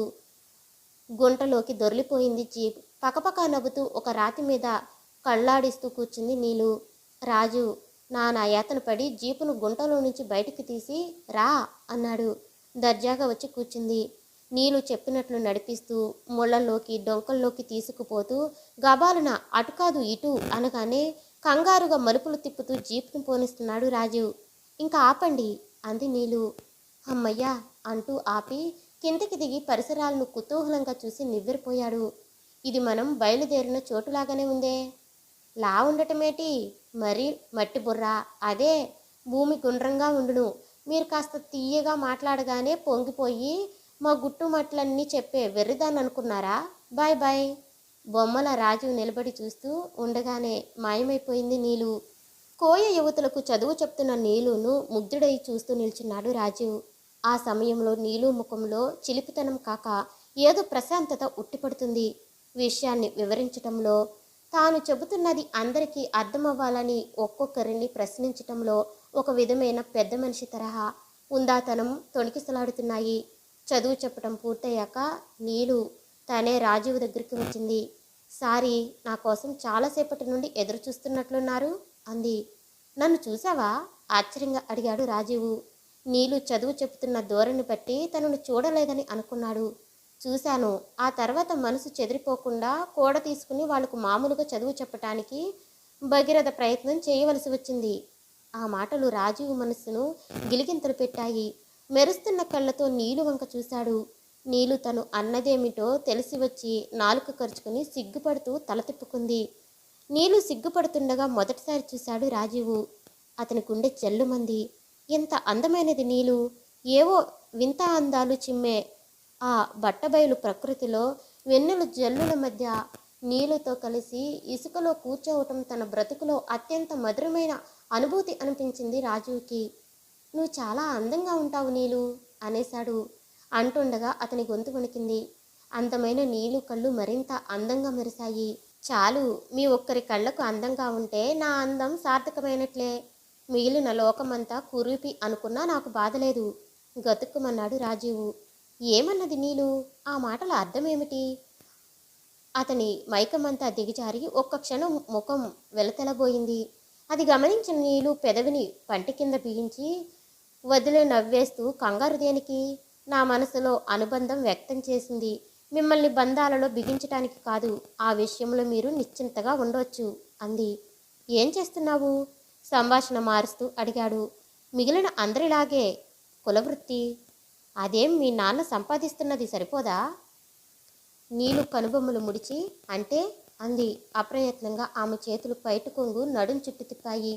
రాజీవు భయం నటిస్తూ కొంచెం దూరంగా జరిగి కూర్చున్నాడు. నీలు పక్కలను నవ్వేసింది. మా అయ్య ఇదివరకులా తిరగటానికి వీల్లేకుండా వచ్చింది. అందుకే ఏమీ సంపాదించుకోలేకపోతున్నాడు. మీరు నమ్మండి మానండి, మా అయ్య దోపిడీ దొంగ కాదు. చుట్టుపక్కల ఊళ్ళల్లో జరిగే దోపిడీలు మా నాన్న చేయించటం లేదు. పార్థసారథి బాబుగారంటే మా అయ్యకు ఈనాటికి దేవుడితో సమానమే. ఆయన మాటలు ఏనాడు మర్చిపోడు. 1-2 సార్లు దోపిడీలు జరుగుతుండే అడ్డుకున్నాడు కూడా. మరి వెంటనే పోలీసులకు ఎందుకు పట్టేయలేదు? మా అయ్య ఈ గూడానికి నాయకుడు. ఇక్కడి వాళ్ళను కాపాడడమే కానీ ఏ పరిస్థితుల్లోనూ వాళ్లను అపాయంలోకి లాగడు. వాళ్లను తిడతాడు, తనే శిక్ష విధిస్తారు. పోలీసులకు అప్పగించడు. అది కట్టు. గోండు అంటే నాకు ఇష్టమే. అతడు మంచివాడనే నమ్మకం నాకు ఉంది. నాతో ఎందుకు మాట్లాడకూడదు? నువ్వు నన్నొక్కసారి. రాజీవ్ మాటలు పూర్తి కాకుండానే నీలు లేచి నుంచుంది. మా అయ్య గురించి తెలుసుకోవటానికే మీరు నా దగ్గరికి వస్తే ఇక మీదట మీరు నా దగ్గరికి రానక్కర్లేదు. మీ పరిస్థితుల్లోనూ నేను రహస్యం చెప్పను.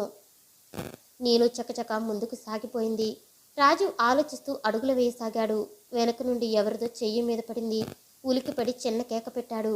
పకపక నవ్వుతూ వెనక నుండి ముందుకు వచ్చింది నీలు. ఇది కోయగూడెం. ఈ నేల ఇంతటి పిరికితనాన్ని సహించదు. పిరికితనం కాదు, పరాకు. జాగ్రత్త, మీరు తలపెట్టిన కార్యం సామాన్యమైనది కాదు. పరాకు పనికిరాదు. ఎప్పుడూ హుషారుతోనే ఉండాలి. ఇలా హెచ్చరించటానికే వచ్చావా? మరొకటి చెప్పడానికి కూడా వచ్చాను. చెప్పు. నువ్వెన్ని చెప్పినా ఏం చెప్పినా వినాలనే ఉంటుంది. నీలు విచిత్రంగా సిగ్గుపడింది. ఆ అందమైన ముఖంలో మరోసారి వింత కాంతులు మెరిశాయి.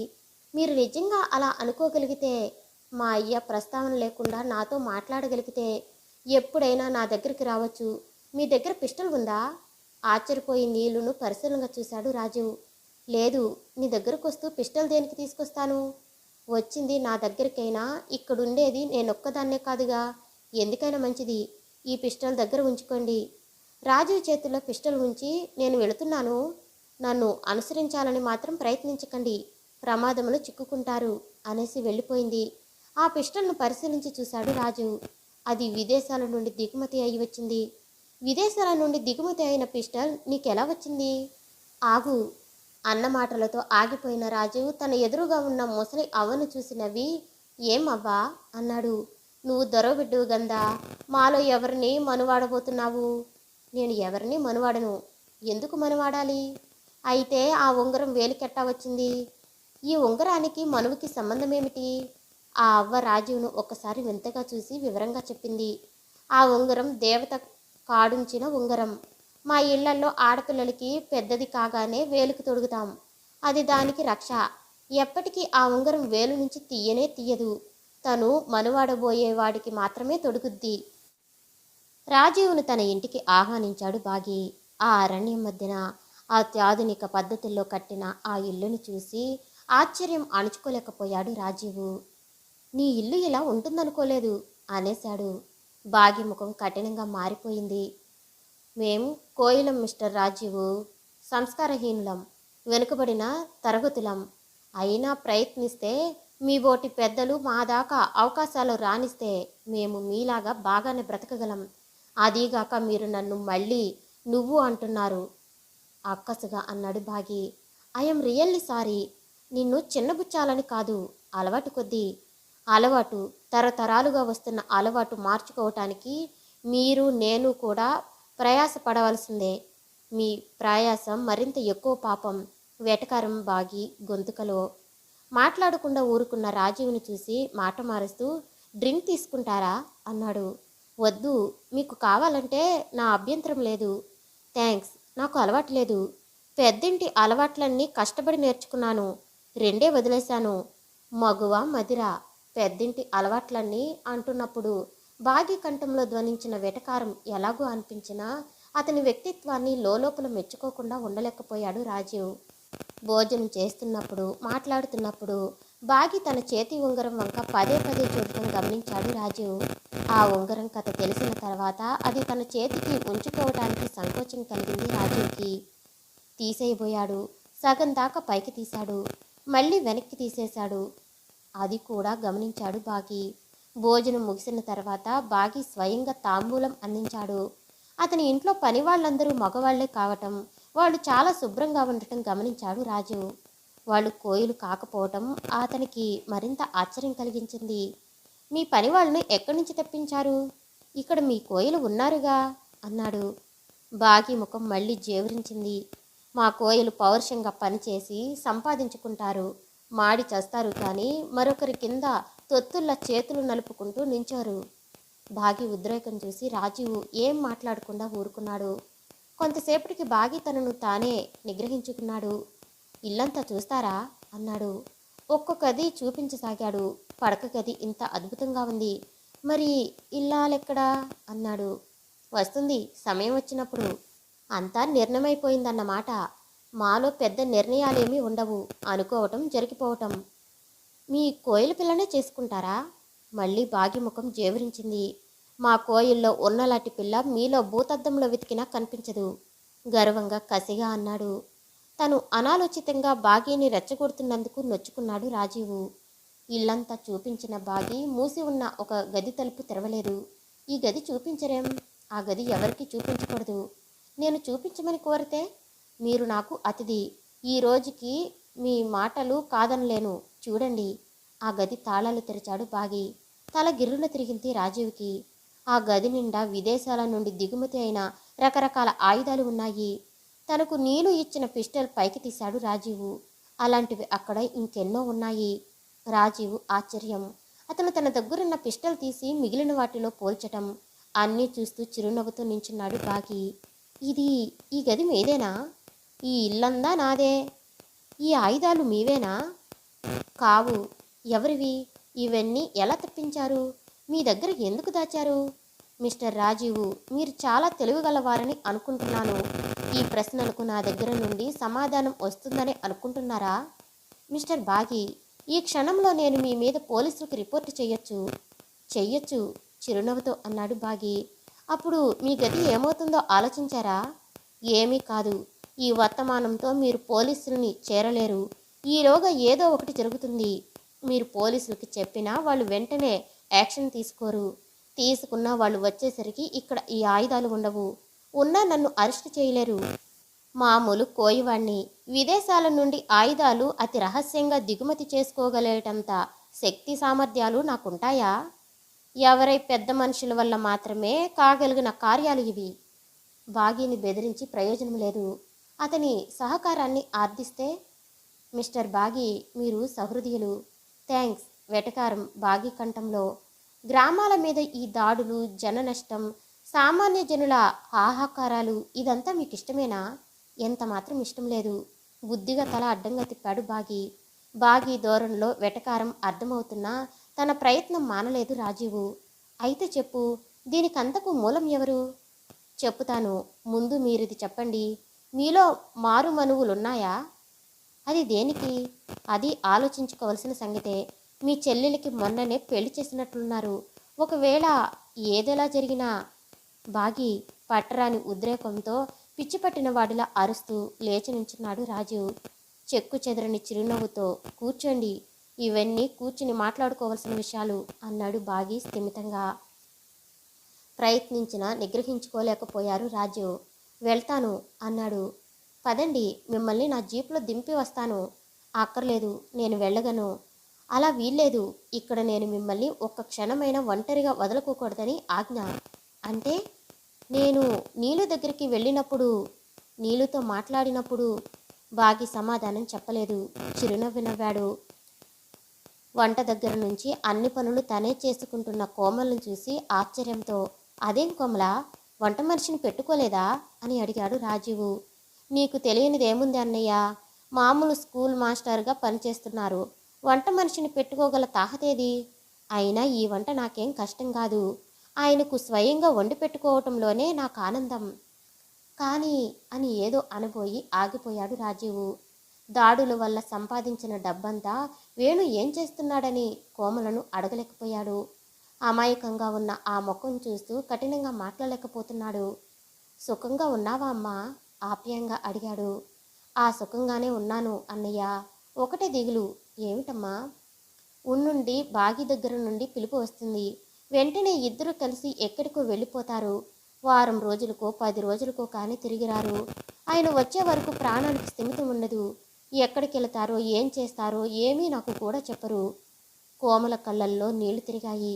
రాజీవ్ మనసు రగులుకుపోయింది. దుర్మార్గుడు. దేవతలాంటి కోమలను క్షోభ పెడుతూ బాగితో చేరి ఎక్కడో విలాసాలలో మునిగి తేలుతున్నాడు.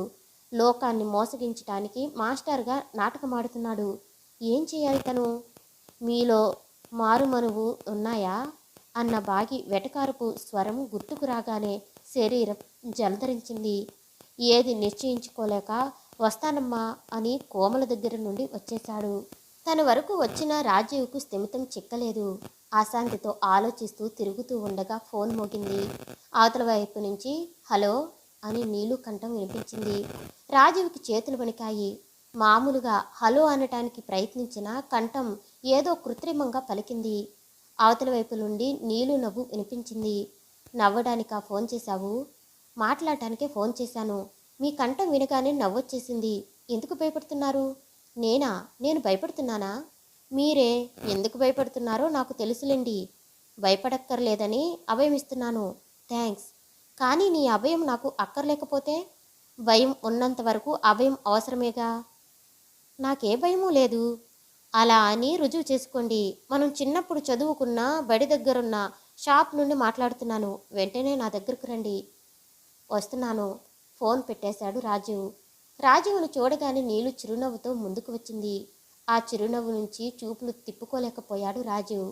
నీలు కంటే అందమైన ఆడవాళ్ళనెందరినో చూశాడు. కానీ నీలు చిరునవ్వులో ఆ ఆకర్షణ, ఎలాంటి అందాలను ఊహించగలిగే ఆ ఆకర్షణ ఏమిటో అల్లరిగా అడిగాడు. నీలు పెదవులు వణికాయి. రాజీవ్ను చూసిన పారవస్యంలో మైమరిచిన మనసును అదుపులోకి తెచ్చుకుని మామూలుగా మాట్లాడడం వెంటనే సాధ్యం కాలేదు. భయపడుతున్నది ఎవరో. ఈ కవ్వింపుతో నీలులో చైతన్యం పడగవిప్పింది. దొరగారు విదేశాలకు వెళ్ళి తెలుగు మర్చిపోయారు. దీనిని ఏమని అనరు? మర్చిపోయినవన్నీ గుర్తు చేయటానికి నువ్వున్నావుగా. ఏమంటారో చెప్పు. చెప్పలేను. అదేం? మాటలకందని భావాలు మాటల్లో ఎలా చెప్పటం? ఇద్దరూ పకపక నవ్వుతున్నారు. అకస్మాత్తుగా నీలు నవ్వు ఆగిపోయింది. ముఖం పాలిపోయింది. నీలు చూపులు అనుసరించిన రాజీవ్కు ఉగ్రమూర్తి బాగి కనిపించాడు. బాగి నీలు దగ్గరగా వచ్చి, నీకు బుద్ధి లేదు అన్నాడు తీవ్రంగా. అపరాధినిలా తల వంచుకుంది నీలు. బాగి తన కోపాన్ని నిగ్రహించుకుంటూ, మీరిద్దరూ నా జీప్లోకి రండి అన్నాడు. నీలు వెంటనే ఎక్కి కూర్చుంది. రాజీవ్ సందేహిస్తూ నిల్చున్నాడు. నీలు రమ్మని ప్రాధేయపడుతున్నట్లు చూసింది. రాజీవ్ కూడా ఎక్కి కూర్చున్నాడు. క్షణాలలో జీప్ కోయగూడెం చేరుకుంది. నీలుతో కొంచెం కఠినంగా ఇలా అన్నాడు బాగి, ఇక మీదట ఎప్పుడు ఈ గూడెం వదిలి నాకు తెలియకుండా రాకు. రాజీవ్తో మాట్లాడాలని ఉంటే నాకు చెప్పు. వార్త అందిస్తాను. ఆయననే అక్కడికి వస్తారు. నీలు ముఖం ముడుచుకుని కష్టంగా అంది. ఎన్నాళ్ళు నాకు ఈ ఖైదు? నీకు పెళ్ళయ్యే వరకు. మరొక మాట మాట్లాడకుండా బాగి జీపుతో సహా అదృశ్యమైపోయాడు. పెళ్లి మాట వినగానే రాజీవ్కు తన వేలుకున్న ఉంగరం సంగతి గుర్తుకొచ్చింది. నీలు ముఖంలోకి చూస్తూ, ఈ ఉంగరం నా వేలుకెందుకెట్టావు అన్నాడు. నీలు మాట్లాడలేదు. పిచ్చిగా విస్తరించిన అడవిలోకి చూస్తూ కూర్చుంది. అప్పుడు నువ్వు చిన్నదానివి, తెలియక పెట్టి ఉంటావు మళ్ళీ అన్నాడు. అవును, అప్పుడు చిన్నదానినే. కానీ అప్పటికే నాకన్నీ తెలుసు. తెలిసే పెట్టాను. మీరు ఇలా అడుగుతున్నారంటే మీకు అన్నీ తెలిసే ఉండాలి. పోనీయండి, ఇప్పుడైనా నా ఉంగరం నాకు ఇచ్చేయండి. నీలు చెయ్యి చాపింది. రాజీవ్ ఉంగరం తీయలేదు. తెచ్చిపెట్టుకున్న గాంభీర్యంతో కన్నీరు బయటకు రాకుండా ఆమె కనురెప్పల కింద నీలాల కన్నులు చూశాడు. ఆ కళ్ళల్లో అంతకుముందు తనకెక్కడా దొరకని అమృత భావం మీద చదివాడు. అలాగే మౌనంగా కూర్చున్నాడు. ఇయ్యండి, చెయ్యి చాపుతూ రోషంగా రెట్టించింది నీలు. చాపిన ఆ చేతిని అందుకుని నీలును తన ఒళ్ళోకి లాక్కుని ఆ పెదవులు ముద్దు పెట్టుకుంటూ గుసగుసగా అన్నాడు. ఇయ్యను. ఆ ఉంగరం కథ తెలిసాక దానిని వదులుకోను. ఎప్పటికీ వదులుకోను. నేను నీ వాణ్ణి నీలు. మాధవరావు గారు స్థిమితంగా డ్రింక్ చేసుకుంటున్నారు. వేణు చిరునవ్వుతో కూర్చున్నాడు. రాజీవ్కి మాత్రం చికాగ్గా ఉంది. తమను రమ్మని కబురింపించి ఆయన ఏం మాట్లాడకుండా తమ ఉనికినే గుర్తించకుండా కూర్చోవటం రాజు భరించలేకపోయాడు. కొంచెం దూరంలో కూర్చున్న బాగి చూశాడు. శీలల ఏ భావము వ్యక్తం కాకుండా ఉంది అతని ముఖం. ఎందుకో పిలిపించారు అన్నాడు రాజీవు తన సంభాషణ ప్రారంభిస్తూ. మాధవరావు గారు చిరునవ్వు నవ్వి డ్రింక్ గ్లాసు చేతుల్లోకి తీసుకున్నారు. అంతే, సమాధానం రాలేదు. నేను మీ అందరికీ అధికారిని. మీరంతా నేను చెప్పినట్లు విని తీరాలి అన్న ధోరణి ఆయన ప్రతి కదలికలోనూ వ్యక్తమవుతుంది. దర్జాగా వేణును ఉద్దేశించి అన్నారు. వేణు మళ్ళీ 50,000 కావాలా? మొన్ననే కదా 50,000 తీసుకెళ్ళావు. ఏం చేస్తున్నావు ఇంత డబ్బు? నాకు కావాలి అంత మాత్రమే అన్నాడు వేణు. వింటున్న రాజు ఆశ్చర్యానికి అంతులేదు. ఇంతింత డబ్బు ఏం చేస్తున్నట్టు? అసలు ఈటానికి మాధవరావు గారి దగ్గర ఎక్కడిది ఇంత డబ్బు? రాజు ఆలోచనలు చదివినట్లు మాధవరావు గారు రాజు వైపు తిరిగి అన్నాడు. వ్యాపారం రాజు. డబ్బు సంపాదించినా నష్టపోయినా నా వ్యాపారంలోనే. ఏం వేడు, నీ ఖర్చులేమిటో చెప్పగలవా? వేణు చిరునవ్వుతో సమాధానం చెప్పాడు. ఖర్చులు ఎవరు చెప్పగలరు? మీరు చెప్పగలరా? అదేదో జోక్ అయినట్లు పక్కపక్క నవ్వారు మాధవరావు గారు. సరే, తర్వాత బాగినడికి తీసుకో. తండ్రి దగ్గర డబ్బు కావాలంటే వేణు బాగినడికి తీసుకోవాలా? రాజీవ్, నీలుతో నీ వ్యవహారాలు మా దాకా వచ్చాయి. నువ్వు ఇలాంటి వాడివనుకోలేదు. రాజీవ్ ముఖం ఎర్రబడింది. క్షమించండి, నేను పొరపాటుగా ప్రవర్తించటం లేదు. నీలును పెళ్లి చేసుకోవాలనుకుంటున్నాను. విరగబడి నవ్వారు మాధవరావు గారు. మళ్ళీ మళ్ళీ పక్కపక్క నవ్వారు. పొంగి వచ్చే నవ్వు ఆపుకోలేక ఉక్కిరి బిక్కిరి అయ్యారు. పెళ్ళా? నీలునా? కోయి పిల్లనా? ఇవాళ నీ దగ్గర, రేపు మరొకరి దగ్గర. మళ్ళీ ఉక్కిరి బిక్కిరిగా నవ్వారు మాధవరావు గారు. ఉద్రేకం పట్టలేక విసురుగా లేచి నుంచున్నాడు రాజీవు. నీలు గురించి అలా మాట్లాడకండి అన్నాడు కోపంగా. అతని చూపులు బాగి ముఖం మీదకు ప్రసరించాయి. ఆ ముఖం అలాగే ఉంది శిలలా. తానెనిగిన పొగరబోతూ బాగియేనా ఇతడు? కూర్చో అన్నాడు మాధవరావు గారు శాంతంగా. తనకు తెలియకుండానే కూర్చుని మాధవరావు గారి దృఢ వ్యక్తిత్వానికి లోలోపల ఆశ్చర్యపోయాడు రాజీవు. ఇట్లాంటి వ్యక్తులే దేశాన్ని నడిపించగలరు, నాశనము చేయగలరు. నీ పొరపాటు ఎక్కడో నీకింకా అర్థం కాలేదా? కొంటనవ్వుతో అన్నారు మాధవరావు గారు. నా పొరపాట? అవునయ్యా, నీళ్ళతో కలిసి తిరగటం పొరపాటని నా ఉద్దేశం కాదు. దాన్ని పెళ్లి చేసుకోమని అసలు చెప్పను. కానీ దాన్ని వలలో వేసుకుని కూడా ఇంతవరకు గోండు జాడ కనుక్కోలేకపోయావా? మాధవరావు గారు వాడుతున్న భాష కర్ణ కఠోరంగా ఉంది రాజీవ్కి. ఇదంతా శిలలా కూర్చుని బాగి ఎలా సహిస్తున్నాడన్నది మరింత కొరుకుడు పడకుండా ఉంది. నీలుని గురించి అలా మాట్లాడకండి. నీలుని నిజంగా ప్రేమిస్తున్నాను నేను, అతి గంభీరంగా ఆజ్ఞాపిస్తున్నట్లే అన్నాడు రాజీవు. మాధవరావు గారు రాజీవు ముఖంలోకి ఒక్క క్షణం నిశితంగా చూసి నిర్లక్ష్యంగా తల ఎగిరేశాడు. మంచిదే, మరింత మంచిది. నీలు కూడా నిన్ను ప్రేమిస్తుంటే గోండు జాడ చెప్పి తీరాలి. కానీ నీలు ప్రేమను ఇలా వాడుకోవటం నాకు ఇష్టం లేదు. మొదట తెల్లబోయి తర్వాత కోపంగా చూశాడు మాధవరావు గారు. అంటే గోండు జాడ కనుక్కోలేవా? కనుక్కుంటాను. నేనే కనుక్కుని మాట్లాడతాను. ఇంతవరకు నేను కనుక్కోలేకపోయాను. నువ్వు కనుక్కోగలవా?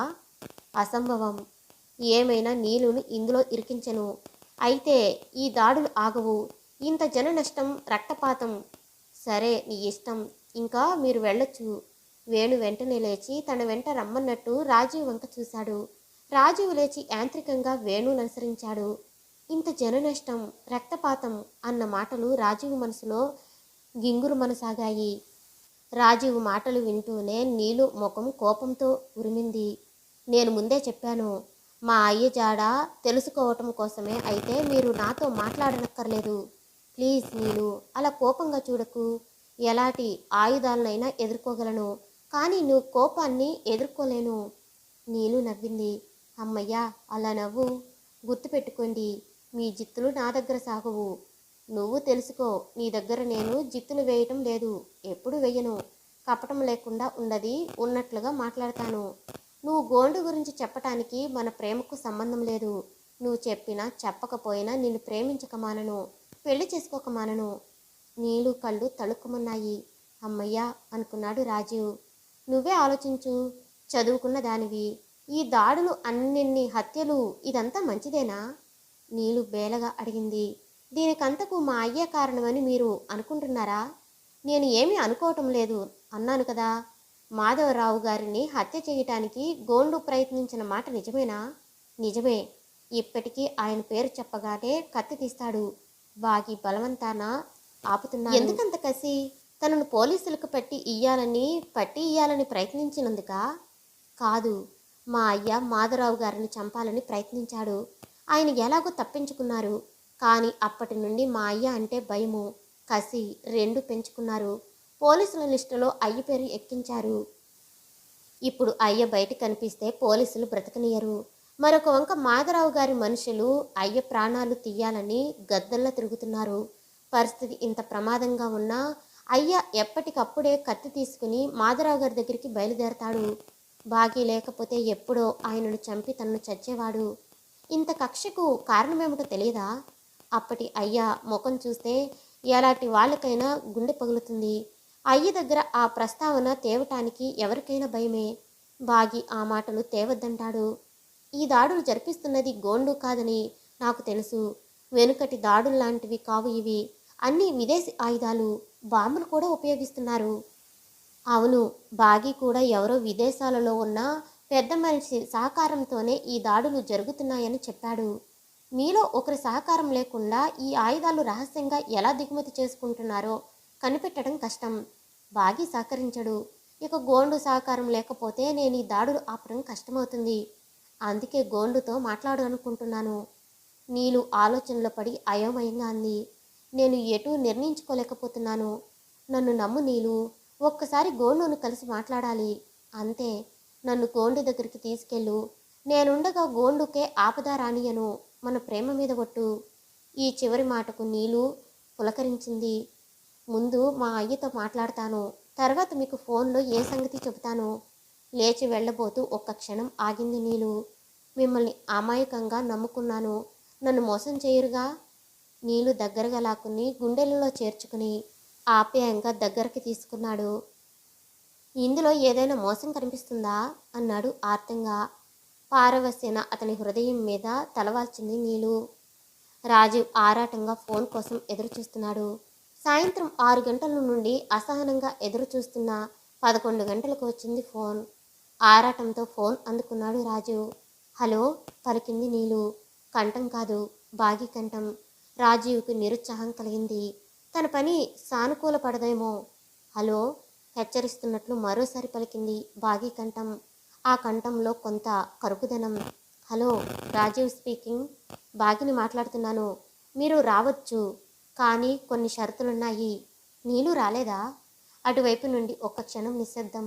తర్వాత కటువుగా పలికిన వాక్యాలు. నీలు కోయగూడెం వదిలిరాదు. నీలు చెప్పదలుచుకున్నదే నేను చెబుతున్నాను. బాగీతో ఎలా వ్యవహరించాలో ఇప్పుడు బాగా అర్థమైంది రాజీవ్కి. చెప్పండి, స్నేహస్వరంతో అన్నాడు. మీరు నాతో రావచ్చు, కానీ మీరు దారి చూడటానికి వీలులేదు. కళ్ళకు గంతలు కట్టుకుని వస్తే తీసుకెళ్లను. రాజీవ్ సమాధానం చెప్పలేదు. బాగి కంఠం మళ్ళీ పలికింది. మీరొక్కరే రావాలి. మీ వెంట ఏ ఆయుధాలు తేకూడదు. అలా రావటం నాకు ప్రమాదం కదా. బాగి నవ్వు. ఆ నవ్వులో ఒక విమ్యసూచక అహంకారధ్వని. మిమ్మల్ని మాతో తీసుకెళ్లటం మాకు అపాయం కాదా? నమ్మకం అన్ని వైపులా ఉండాలి. బాగి తెలివితేటలకు లోపల మరోమారు విస్తుపోయాడు రాజీవు. సరే, అన్ని షరతులకు ఒప్పుకుంటున్నాను. ఎన్ని గంటలకు రమ్మంటావు? ఇప్పుడు 11 అయ్యింది. నేను మీకోసం ఎదురు చూస్తూ ఉంటాను. వెంటనే వచ్చేయండి. చాలా దూరం నడవాలి. సరే. ఫోన్ పెట్టేసి వెనక్కి తిరిగిన రాజీవు తన వెనుకనే నిలబడిన వేణుని చూసి ఒక్క క్షణం తొట్టుపడ్డాడు. అంతా విన్నావా? విన్నాను. అర్థమయ్యిందా? అంత మాత్రం కూడా అర్థం కాడపోతే సరే, నేను వెడుతున్నాను. నేను వస్తున్నాను. బాగి నన్నొక్కడినే రమ్మన్నాడు. బాగిని తెలిసి నువ్వొక్కడివే వెడుతున్నావు. అదెలా సాధ్యం? వేణు నవ్వాడు చిలిపిగా. వద్దులే వేణు, వాళ్ళు కనబడితే ప్రమాదం. వేణు రాజీవు చేతులు తన చేతిలోకి తీసుకున్నాడు. రాజీవు, నేను ప్రాణంగా ప్రేమించే కోమలకు అన్నయ్యవు. నా ప్రాణ స్నేహితుడివి. నిన్ను ఒంటరిగా వదలలేను. వేణు కళ్ళల్లో తొణికిసలాడే అభిమానము, ఆ కంఠంలో ధ్వనించిన ఆప్యాయత రాజీవును కదిలించివేశాయి. ఒక్కసారి చేతులు చాచి ఆప్యాయంగా వేణును కౌగిలించుకున్నాడు. వేణు కూడా అంతే అభిమానంగా రాజీవును అల్లుకున్నాడు. నా మాట విను వేణు, నువ్వు రానక్కర్లేదు. బాగీలో ఏదో నిజాయితీ నాకు కనిపిస్తుంది. బాగీలో నిజాయితీ ఉన్నమాట నిజమే, కానీ ఈ వ్యవహారంలో ఉన్నది బాగీ ఒక్కడే కాదు. అంటే సారీ, నేను రాక తప్పదు. నువ్వు రమ్మన్నా వద్దన్నా నేను వచ్చి తీరుతాను. నీకు ధైర్యంగా ఉంటుందని నేను కూడా వస్తున్నట్లు చెప్పాను. లేకపోతే నేను వస్తున్నట్లు నీకు కూడా తెలియనిచ్చేవాణ్ణి కాను. రాజీవిక మాట్లాడలేదు. మాట్లాడినా లాభం లేదు. అప్పుడే వెళ్ళి బాగీని కలుసుకున్నాడు. బాగి, రాజీవులు జీప్తో కోయిగూడెం వెళ్లారు. జీప్ ఒకచోట ఆగింది. రాజీవుని దిగమని బాగి కూడా దిగాడు. ఇంకా కళ్ళకు గంతలు కట్టమంటారా? బాగి అడిగాడు. కళ్ళు చికిలించుకుని చుట్టూ చూశాడు రాజీవు. ఏమి గుర్తించలేకపోయాడు. కానీ అంత చీకట్లో సైతం బాగి వెటకారపు చిరునవ్వు చూడగలిగాడు. కట్టు అన్నాడు. బాగి రాజీవు కళ్ళకు గట్టిగా గంతలు కట్టాడు. చెయ్యి పుచ్చుకుని బయలుదేరాడు. దారి సాఫీగా లేదని, అడవి ప్రాంతమని గుర్తించాడు రాజీవు. ఉన్నుండి దూరాన పులి అరుపులు, సింహాల గర్జనలు, ఏవేవో ఉధృత ధ్వనులు. భయపడకండి, పక్కన నేనుండగా మీకేం భయం లేదు అన్నాడు బాగి. ఆ విషయంలో నాకు విశ్వాసం ఉంది. దగ్గరలో పులి అరుపు. మీరు ఒక్క క్షణం నిలబడండి అన్నాడు బాగి. బాణం ఎక్కుపెట్టి వదిలిన ధ్వని, జంతువు బాధతో చేసిన ఆర్తనాదం. పదండి అన్నాడు బాగి. నా బాణం గురి తప్పదు. మీ వీరత్వాన్ని చాలా మెచ్చుకుంటున్నాను. నేను మీ సంస్కారాన్ని, ధైర్యాన్ని చాలా మెచ్చుకున్నాను నిజాయితీతో అన్నాడు బాగి. అక్కడక్కడ మడుగులు, రాజీవ్ చెప్పులు, ప్యాంట్ కొంత భాగం తడిసిపోయాయి. కొన్ని రాళ్లపైన కాలు జారిపోతే బాగి పట్టుకున్నాడు. ఎప్పటికో రాజీవ్కు ఎన్నో యుగాలైనట్లు అనిపించిన తర్వాత ఆగండి అన్నాడు బాగి. రాజీ ఆగాడు. బాగి కళ్ళగంతలు విప్పాడు. చిన్నదొర అంటూ ఎదురొచ్చి ఆప్యాయంగా కౌగిలించుకున్నాడు గోండు. ఏనాడో చనిపోయిన తండ్రి తిరిగి వచ్చినట్లనిపించింది రాజీవ్కు. ఇద్దరి కళ్ళు చెమ్మకిల్లాయి. అక్కడ ఇంకా చాలామంది ఉన్నారు. వాళ్ళంతా రాజీవ్ని చాలా ఆప్యాయంగా ఆహ్వానించారు. వాళ్ళకు తన తండ్రి పట్ల అవిరళమైన భక్తి శ్రద్ధలు, తన పట్ల చూపుతున్న ఆదరంలో వ్యక్తమయ్యాయి రాజీవ్కి. మాటలన్నీ ఈ రాత్రి అయిపోవాలి, తెల్లవారకుండా మీరెక్కడి నుంచి వెళ్ళిపోవాలి ఆజ్ఞాపిస్తున్నట్లే అన్నాడు బాగి. నీళ్లు పరిచిన తివాచీల మీద అందరూ కూర్చున్నారు. గోండు సమయాన్ని వృధా చేయకుండా మొదలుపెట్టాడు. మీ నాన్నగారు మాకందరికీ దేవుడితో సమానం. ఈనాడు మేమంతా ఇలా చల్లగా ఉన్నామంటే ఆయన చలవే. అలాంటి దేవతను హత్య చేయించిన ఆ మాధవరావును ఖండాలుగా నరికి. గోండు చెయ్యి కత్తిమీదికి వెళ్ళింది. ముఖం ఎర్రగా కందిపోయింది. కళ్ళు నిప్పులు కక్కసాగాయి. రాజు ఆశ్చర్యంగా, మా నాన్నగారిని హత్య చేయించింది మాధవరావు గారా అన్నాడు.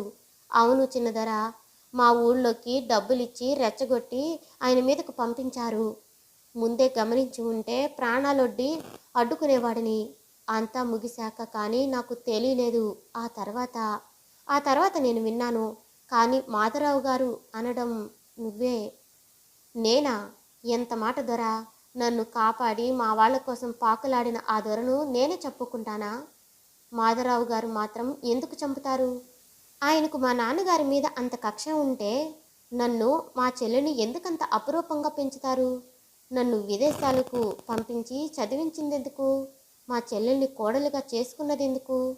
గోండు సమాధానం చెప్పలేదు. కన్నీళ్లతో, దొర, మీరు నన్ను అనుమానిస్తున్నారా అన్నాడు. లేదు లేదు గోండు, అలా ఎన్నటికీ అనుకోకు.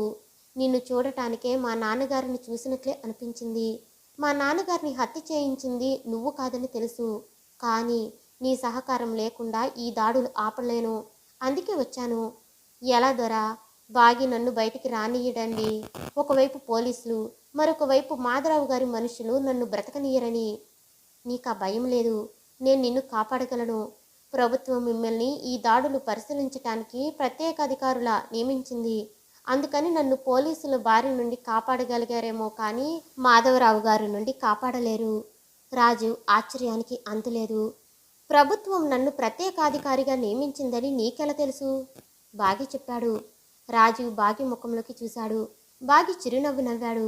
రాజు కొన్ని క్షణాలు ఆలోచించాడు. గోండు, నీకు నిజంగా మా నాన్నగారి మీద గౌరవం ఉంటే, నాలో నమ్మకం ఉంటే నాకు సహాయపడాలి. విదేశాల నుండి ఆ ఆయుధాలను ఈ అడవి ప్రాంతాల్లోనే దిగుమతి వేసుకుంటున్నారు. ఆ ప్రాంతం ఏదో తెలుసుకోలేకపోతున్నాను. గుంపుతో వస్తే ఏది జరగదు, ఎవరూ దొరకరు. ఒక్కటే వస్తే ఈ ప్రాంతాలలో ఏది ఏదో తెలుసుకోలేకపోతున్నాను అని సాధించకుండానే ప్రాణాలు వదులుకోవలసి వస్తుందేమోనని భయపడుతున్నాను. అంత మాట అనకండి దొరా, తప్పకుండా సహాయపడతాను. కానీ మీరు నాకు ఒక మాట ఇవ్వండి. నాకేమైనా అయితే నా నీలును, నా పార్థును కాపాడతానని మాట ఇవ్వండి. వీడే నా పార్థు, నా చిన్న కొడుకు. మీ నాన్నగారి పేరే పెట్టుకున్నాను. 5 ఏళ్ల పిల్లవాడిని చూపించి వాడి చెయ్యి రాజీవ్ చేతిలో పెట్టాడు గోండు. తన తండ్రి ఇలా మాట్లాడటం నీలు భరించలేకపోయింది. వద్దయ్యా, నువ్వెక్కడికి వెళ్ళకు, మాకు దూరం కాకు అంది ఏడుస్తూ. పిచ్చి పిల్ల, ఈ గోండును అంత తేలిగ్గా లొంగ తీసుకోగలరా అన్నాడు గర్వంగా. గోండు, నీలును నేను పెళ్లి చేసుకుంటాను. పార్థును నా కన్నబిడ్డలా చూసుకుంటాను. ఇందరి ముందు వాగ్దానం చేస్తున్నాను. నేనుండగా నీకే ఆపద రాదు. నీలుకు గోండుకు ఆనందంతో ఒళ్ళు తెలియలేదు. నీలు సిగ్గుపడుతూ తల వచ్చుకుంది. మీతో వస్తాను కదా, ఇంక నేనేమైనా పర్వాలేదు. రేపే మీతో వచ్చి ఆ ఆయుధాలు ఎవరు దిగుమతి చేసుకుంటున్నారో, ఎక్కడ దిగుమతి చేసుకుంటున్నారో ఆచూకీ పట్టిస్తాను. రాజీవ్ సంతోషంతో లేచాడు. అందరూ నమస్కారం చేశారు. చిన్నదొర, మా బాగి మిమ్మల్ని కూడా రానివద్దన్నాడు. మీలో ఎవరెక్కడికొచ్చినా నాకు చావు తప్పదన్నాడు. అయినా మిమ్మల్ని చూడకుండా ఉండలేకపోయాను. ఆ మాధవరావు కళ్ళు మా నీళ్ళ మీద పడ్డాయి. బాగి దాన్ని కోయగూడెం దాటకుండా కట్టడి చేసి 1000 కళ్ళతో కాపాడుతున్నాడు. దాన్ని ఎట్టా ఆడుకుంటారో మీదే భారం. నీలును కోయగూడెం వదిలి రావద్దని బాగి అంటున్నది ఇందుక. లోపల మాధవరావు గారిని చేదరించుకున్నాడు రాజీవ్. అందరి సమక్షంలోనూ నీలి చెయ్యి తన చేతిలోకి తీసుకున్నాడు. ఏ పరిస్థితుల్లోనూ నీలును వదులుకోను. నీలుకు ఏ ఆపద రానియను.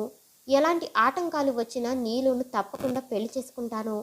సంతృప్తి నిండిన మనసుతో నీలు రాజీవులను ఆశీర్వదించాడు గోండు. రాజీవ్ కళ్లకు గంతలు కట్టి బయటకు నడిపించాడు బాగి. గోండుకు మాధవరావుకి పరస్పరం ఉన్న కక్షలు తెలిసాక గోండు ఉనికి తాను తెలుసుకున్నట్లు మాధవరావుకి తెలియకూడదని నిర్ణయించుకున్నాడు రాజీవ్. ప్రాణాలకు తెగించి గోండు సహాయపడటానికి ముందుకొస్తున్నాడని అనుకునేసరికి గోండు మీద చాలా గౌరవం కలిగింది రాజు. ఇలా ఆలోచిస్తుండగానే ఫోన్ మోగింది. అవతల వైపు నుండి మాధవరావు గారి కంఠం వినిపించింది. Hello Rajiv, congratulation. గోండు ఉనికి తెలుసుకున్నావు. నువ్వు ఇది సాధిస్తావని నాకు తెలుసు. Bright bye. పకాలు నవ్వి ఫోన్ పెట్టేశాడు. ఆశ్చర్యంతో కొయ్యి బొమ్మలా నిల్చుండిపోయిన రాజు ఎప్పటికో తేరుకున్నాడు. ఈ మాధవరావు గారు ఆశ్చర్యము, మెప్పుదల, కోపము, భయము ఒక్కసారిగా కలిగాయి రాజీవ్కు. ఆలోచిస్తూ కోయిగూడానికి బయలుదేరాడు. నీలు జాను చూడటానే ఆప్యాయంగా నవ్వబోయిన తనను చూడగానే బెదిరి ఒక్క పరుగు వెళ్ళి బాగి పక్కన నిలబడి చేతులలో ముఖం దాచుకుని వెక్కి వెక్కి ఏడుస్తున్న నీలుని చూసి నివ్వెరపోయాడు రాజీవ్. నీలు అన్నాడు అయోమయంగా. దుఃఖాన్ని నిగ్రహించుకుని తలెత్తడానికి కొన్ని క్షణాలు పట్టింది నీలుకు. మీకు పుణ్యం ఉంటుంది. మీరేం చెయ్యమంటే అది చేస్తాను. నా పార్థుని నాకు అప్పగించండి. వాడు పసివాడు. మీ రాక్షస కృత్యాలకు ఏ విధంగానూ అడ్డురాడు. వాడిని కూడా పొట్టన పెట్టుకోకండి. కన్నీళ్లతో చేతులు జోడించింది నీళ్ళు. మతిపోయింది రాజీవ్కి. నువ్వేం మాట్లాడుతున్నావో నాకు అర్థం కావటం లేదు. అర్థం కాదు, అమాయకంగా నమ్మిన వాళ్లను నట్టెట్లో ముంచటం మాత్రమే అర్థమవుతుంది. నీలు, ఛీ, నన్ను అలా పిలవటానికి నోరెలా వస్తుంది? మా అయ్యను చంపి ఇంకా నా ముందు ఎలా నిలవగలుగుతున్నారు? ఇంకా నాతో ఏం అవసరం ఉందని? ఇచ్చకాలు, మీ ఆయన చంపానా? గోండు చచ్చిపోయాడా? బాగి కల్పించుకున్నాడు. ఆహా, ఎంత ఆశ్చర్యం. ఇదంతా మీకు తెలియకుండానే జరిగిందా? మీకు తెలియకుండానే వేణు నీ వెంట వచ్చాడా? మీతో ఆలోచించకుండానే మా గోండును చంపాడా? వేణు! రాజు ముఖం పాలిపోయింది. నీలు క్రోధం అణుచుకోలేకపోయింది. ఎంత రాక్షసులు! మీరొక్కరే వస్తారనుకున్నారు. మా అయ్య మీద ఎంతో అభిమానమున్నారు. చివరకు పాపిష్టిదాన్ని మీ మాటలన్నీ నమ్మాను. నా తండ్రిని నేను చంపుకున్నాను. పోండి, నా మీద ఏమాత్రం దయ ఉన్నా నా కళ్ళకిప్పుడు కనకపెంచకండి. ఏడుస్తూ బాగితో వెళ్ళిపోయింది నీలు. దేవదాసులా కూర్చునే రాజీవును చూసి పకపకా నవ్వారు మాధవరావు గారు. ఇంత వేదన నీలు కోసమేనా? డబ్బు పారేస్తే మన కాళ్ళ దగ్గరకు వచ్చే ఆ నీచజాతి కోసం? అసంభవం అని రాజు అంటుండగానే మాధవరావు గారి మనుషుల వెంట నీలు అక్కడికొచ్చింది. వడిలిపోయిన నీలు ముఖం రాజీవును చూడగానే రక్తం లేనట్లు పాలిపోయింది. అంతలో నిర్లక్ష్యంగా నవ్వేసింది. నీలు, నువ్వు ఇక్కడికి? వచ్చాను, చూస్తున్నారుగా, చిరునవ్వుతో సమాధానం చెప్పింది నీలు. ఆ చిరునవ్వు చూస్తుంటే రగిలిపోయింది రాజీవుకు. ఛీ, నువ్వు ఇంత నీచానికి దిగావా? అవసరం, ఎవరి అవసరాన్ని బట్టి వాళ్ళు నీచానికి దిగక తప్పదు. నీలు, పద, నీకు నేనున్నాను, పోదాం పద. విరగబడి నవ్వింది నీలు. మీరున్నారు, మాధవరావు గారు ఉన్నారు. ప్రస్తుతం ఆయనే కావాలి నాకు. పట్టరాని ఉద్రేకంతో వణికిపోతూ నీలు చెయ్యి గట్టిగా పట్టుకున్నాడు రాజీవు. నీలు, ఏదెలా జరిగినా, నా ప్రాణమే పోయినా నిన్ను ఇలా నాశనం కానివ్వను. బలాత్కారంగానైనా నిన్ను ఇక్కడి నుండి ఈడ్చుకుపోతాను. శోకదేవతై ఉన్న నీలు ముఖంలో తళుక్కున మెరుపు మెరిసినట్లయింది. నీలు పట్టుకున్న రాజీవు చేతి మీద గట్టిగా ఒకటి కొట్టారు మాధవరావు గారు. రాజీవు, నీలు జోలికి రాకు. కావాలంటే నీలును తలదన్నే అందాలను నీ కాళ్ళ దగ్గర పడేస్తాను. రాజీవు క్రోధం అణుచుకోలేకపోయాడు. దెబ్బతిన్న బెబ్బులిలా మాధవరావు గారి వైపు తిరిగాడు.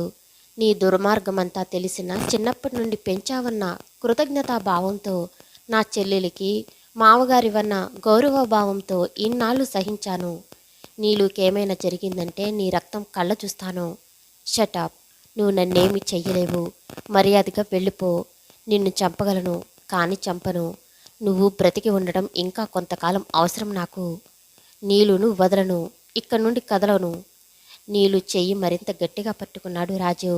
మాధవరావు గారి సైగతో ఆయన దగ్గరున్న దృఢకాయలు ముందుకొచ్చి ఆగండి అన్న బాగి గర్జనతో ఆగిపోయారు. ఎప్పుడు మాధవరావు గారి సమక్షంలో శిలలా ఉండే బాగి ఇలా కల్పించుకున్నందుకు మాధవరావు గారు ఎంత ఆశ్చర్యపోయారో రాజీవ్ అంత ఆశ్చర్యపోయాడు. బాగి అన్నారు మాధవరావు గారు మందలిస్తున్నట్లు, హెచ్చరిస్తున్నట్లు. ముందు నీలుకి దూరంగా ఉండండి, విదులుస్తున్నట్లే అన్నాడు బాగి. నువ్వు నన్ను ఆజ్ఞాపిస్తున్నావా? కఠినంగా అడిగారు మాధవరావు గారు. అవసరాన్ని బట్టి ఏదైనా చేయవలసి వస్తుంది. నీలు కంగారు పడింది. బాగి, నువ్వు అనవసరంగా ఈయనతో విరోధం తెచ్చుకోకు. నేను నా అంతటా నేను ఇష్టపడి వచ్చాను. నీ అంతట నువ్వు ఇష్టపడి ఎందుకు వచ్చావో నాకు తెలుసు. ఏది నీ పార్దుని చూపించమను. నిన్ను మాయమాటలతో మోసం చేయాలని చూస్తున్నాడు. పార్దు ఈయన దగ్గర లేడు. రాజీవ్కు తెర తొలగిపోయింది. దుర్మార్గుడు వేణువును పంపి గోండును హత్య చేయించాడు. ఈ పార్దును ఎరగా చూపి నీలును నాశనం చేయాలని చూస్తున్నాడు. బాగి, జాగ్రత్త, నువ్వు నీ హద్దులు మీరుతున్నావు. మీరు మారాక మీ అనుచరుణ్ణి నేను మీరక తప్పుతుందా? వెటకారంగా అన్నాడు బాగి. ఓహో, అంతవరకు వచ్చిందా? సరే, ఇంక నువ్వు బ్రతకక్కర్లేదు. అవసరమైతే రాజీవుని కూడా నీకు సాయంగా పంపుతాను, కసిగా అన్నాడు మాధవరావు గారు. మీరా పని చెయ్యలేరు, టీవీగా అన్నాడు బాగి. నా సంగతి తెలిసిన నువ్వే ఎలా అంటున్నావంటే? మాధవరావు గారి చెయ్యి జేబులోకి వెళ్ళింది. ఆగండి, ఆ చెయ్యి అలాగే ఉంచండి. మీరు ఈలవేసి మీ రాక్షసుల్ని పిలిపించకముందు ఇది వినండి. మీరు నాకిచ్చిన ఆజ్ఞలు, మీరు నాతో మాట్లాడిన మాటలు, మన రహస్యాలోచనలు అన్నీ రికార్డు చేశాను. ఆ టేప్ ఒకానొక బ్యాంకులో లాకర్లో ఉంది. నాకు ప్రాణాపాయం కలిగినా, నేను కనబడకుండా పోయినా ఆ టేప్ను బయటపెట్టమని బ్యాంక్ అధికారులకు వ్రాసి ఇచ్చాను. ఇప్పుడు వెయ్యండి ఎలా? బాగి నవ్వాడు. విస్తుపోయి విన్నాడు రాజు. మాధవరావు గారి ముఖం పాలిపోయింది. బాగి మళ్ళీ అన్నాడు, రాజీవ్కు కానీ వేణుకు కానీ ఏ అపాయం జరిగినా ఆ టేప్ బయటపడుతుంది. మాధవరావు గారు మాట్లాడలేదు. తీవ్రంగా ఆలోచిస్తూ నుదుటికి పెట్టిన చెమట తుడుచుకుంటూ సోఫాలో కోల్పడి, నీకు పోర్టబుల్ టేప్ రికార్డు ఎక్కడిది అన్నారు. దిగుమతి చేసుకున్నాను, ఆయుధాలతో పాటు, పొగరుగా సమాధానం చెప్పి నీళ్లు చెయ్యి పెట్టుకుని బయటకు నడిచాడు బాగి. రాజు కంగారుగా బయటకు వచ్చి బాగిని కలుసుకున్నాడు. మిస్టర్ బాగి, మీరు చాలా తెలివితేటలతో వ్యవహరించారు. థ్యాంక్స్. ఆగకుండా నీళ్లు చెయ్యి పట్టుకుని నడిచిపోతూ నిర్లక్ష్యంగా అన్నాడు బాగి. ఇంకా సంస్కారం ఉన్నవారు ఒక్క సహాయం చేయండి. ఆ టేప్ బయట పెట్టండి. ఈ మాధవరావు గారు ఆటలు కట్టించండి. బాగి ఆగిపోయి కఠినంగా అన్నాడు, మిస్టర్ రాజీవు, నాగరికులు, పెద్ద మనుషులు, సంస్కారులు, మీరంతా ఎలా అయినా ప్రవర్తించగలరు. కానీ కోయబిడ్డని మాటకు కట్టుబడి ఉండటం మా జాతి లక్షణం. మాధవరావు గారి రహస్యం బయటపెట్టనని మాట ఇచ్చాను. తప్పని పరిస్థితుల్లో తప్ప బయటపెట్టను. వెళ్ళిపోబోయాడు బాగి. తన ప్రయత్నం ఫలించకపోయినా బాగి నిజాయితీని మెచ్చుకోకుండా ఉండలేకపోయాడు రాజీవు. బాగి, ఒక్క మాట, గోండు హత్య విషయం నాకేమీ తెలియదు. నమ్మగలిగితే నమ్ము. నడుస్తున్న నీళ్లు చటుక్కున ఆగిపోయి వెనక్కి తిరిగింది. దీనంగా ప్రాధేయపడుతున్నట్లుగా రాజీవు చూపులలో నీళ్లు చూపులు క్షణకాలం చిక్కుకుపోయాయి. బాగి చెయ్యి పట్టుకు గట్టిగా లాగటంతో తల తిప్పుకుని బాగి వెంట అడుగులు వేసింది నీలు. రాజీవు మస్తిష్కం మరిగిపోసాగింది. వేణు నిలబెట్టి ప్రశ్నించాడు, వేణు, నువ్వు నా ప్రాణ స్నేహితుడివని నమ్మాను. రావద్దన్నా వచ్చి గోండును హత్య చేశావు. ఇది నేను సహించలేను. నేను అరెస్ట్ చేయిస్తాను. నువ్వు నమ్మినా నమ్మకపోయినా నేను నీ ప్రాణ స్నేహితుని. గోండును నేను హత్య చేయలేదు. ఎవరు చేశారు మరి? నేను చెప్పలేను. నువ్వు నిజంగా నిజాయితీపరుడివే అయితే మీ నాన్న దగ్గర తీసుకుంటున్న డబ్బంతా ఏం చేస్తున్నావు? అది చెప్పుకోవటం నాకిష్టం లేదు. దుర్వినియోగం చేయటం లేదు. నిజం చెప్పు. ఆయుధాలు దిగుమతి చేసుకుంటున్న వారెవరో, ఎక్కడ దిగుమతి చేసుకుంటున్నారో నీకు తెలియదా? తెలుసు. తెలిసే ఆపలేకపోతున్నావా? అవును. ప్రజాక్షేమం కంటే బంధుత్వం ఎక్కువైంది నీకు. మీ నాన్నగారి మీద ప్రేమ కొద్దీ లక్షాది జనులకు నష్టం కలుగుతున్నా పొరపాటు మా నాన్నగారి మీద ప్రేమ కొద్దీ కాదు. ఈ రహస్యం బయటపడటం వల్ల మా నాన్నగారికే ఆపద రాదు. ఆయనకు దీనితో ప్రమేయం లేదు. వేణు, అలా ఉన్నాయి రికార్డులు. నాకు అడ్డు తగులుతున్నది బంధుత్వాలు కాదు, పరిస్థితులు. ఎలాంటి పరిస్థితుల్లోనైనా ఎదుర్కోవచ్చును. నువ్వు నాతో వచ్చి వాళ్ళను అరెస్టు చేయటానికి సహాయం చెయ్యి. నన్ను క్షమించు. ఆ పని నా వల్ల కాదు. నువ్వు అందుకు ప్రయత్నించకు. నీ వల్ల కాదు. ప్రయత్నిస్తాను. సాధించి తీరుతాను. అసంభవం రాజీవ్. సముద్రం కొండలలోకి చొచ్చుకుపోయిన ప్రాంతంలో కోయగూడెం దాటి ఎక్కడో ఈ వ్యాపారం సాగుతుంది. నువ్వు మంది మార్బలంతో వెళితే ఎక్కడి దొంగలక్కడే గప్చిప్ అయిపోతారు. ఒక్కడివి వెళ్ళినా ప్రయోజనం లేదు. ముందు ఆ అరణ్యంలో ఆ ప్రాంతాన్ని కనుక్కోలేవు. కనుక్కున్నా నువ్వొక్కడివి వాళ్ళ ముందు నిలవలేవు. వేణు, నువ్వు తలుచుకుంటే ఇదంతా సాధించగలవు. కానీ నువ్వే ఎందుకో అడ్డుపెడుతున్నావు. నిన్ను అనుమానించవలసి వస్తుంది. నిన్నే అరెస్టు చేయవలసి వచ్చినా నేను సందేహించను. ఆ సంగతి నాకు తెలుసు. నేను ఎక్కడికి పారిపోను. తగిన ఆధారాలతో నువ్వు ఎప్పుడు వచ్చినా అరెస్టు కావటానికి సిద్ధంగా ఉంటాను. Wish you best of luck. నవ్వి వెళ్ళిపోయాడు వేణు. వేణు వెళ్ళగానే కోమల దగ్గరికి వచ్చి అన్నయ్య అంది.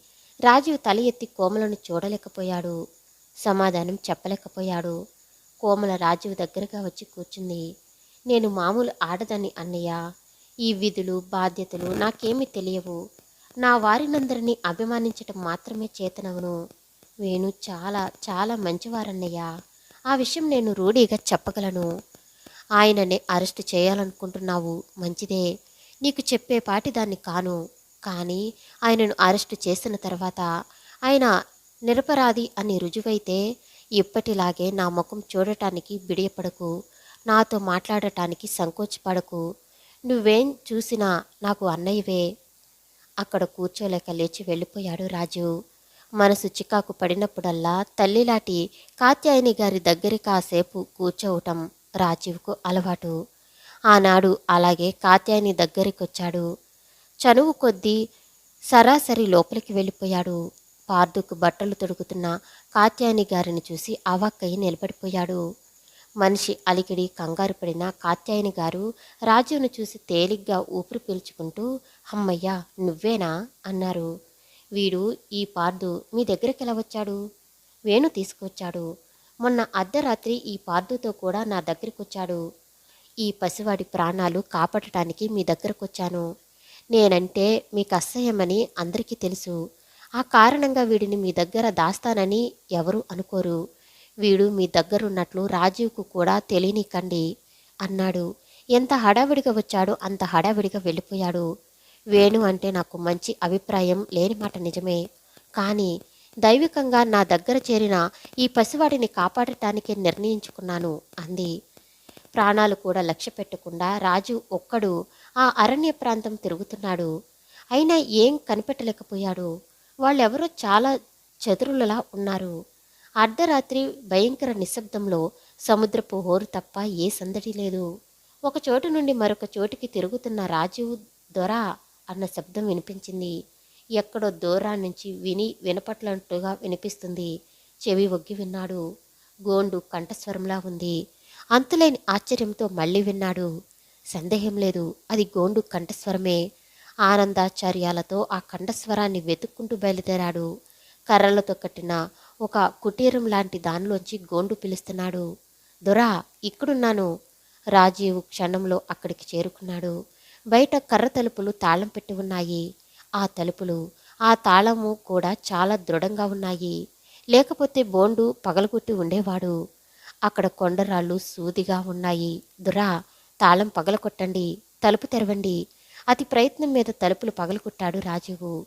గోండు బయటకొచ్చాడు. గోండు, ఇక్కడెవరు బంధించారు నిన్ను? నువ్వు ప్రాణాలతో ఉన్నావనుకోలేదు.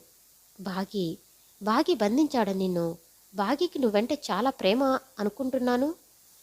అవును దొరా, ఆ ప్రేమతోనే నన్నిలా కట్టివేశాడు. ఆ రోజు మీ వెంట మీకు తెలియకుండా మాధవరావు గారి మనుషులు కూడా వచ్చారు. నేను దాక్కున్న చోటు గమనించారు. ఆ మరుడను నన్ను పార్థును హత్య చేయాలనుకున్నారట. బాగి చెప్పాడు. ఆ రాత్రే నన్నిక్కడ బంధించాడు. తన మాట వినకుండా నేను మీకు సహాయపడతానని, అప్పుడు నా ప్రాణాలకే అపాయమని భయపడి నన్ను బంధించాడు. నన్ను హత్య చేసినట్లు ప్రచారం చేశాడు. మీ మీది ప్రేమతో నీలో నా ఉనికి దాచలేదని నీలుకు కూడా నిజం చెప్పలేదు. నా పార్థు ఏమయ్యాడో? పార్థు క్షేమంగా ఉన్నాడు. కాత్యాయని గారి దగ్గరున్నాడు. నీలు బాగి ఉండగా నీలుకే అపాయము రాదు. కాత్యాయని గారి దగ్గర పార్థు క్షేమంగా ఉంటాడు. దొరా, మీరింక వెళ్ళిపోండి. వాళ్ళను పట్టుకోకుండా. గోండు నవ్వాడు. వాళ్ళు అంత తేలిగ్గా పట్టుబడతారా? ఒక్క బాగి తప్ప అందరూ నేను చచ్చిపోయాను అనుకుంటున్నారు. వేణుకు కూడా నేను తప్పించుకున్నట్లు తెలియదు.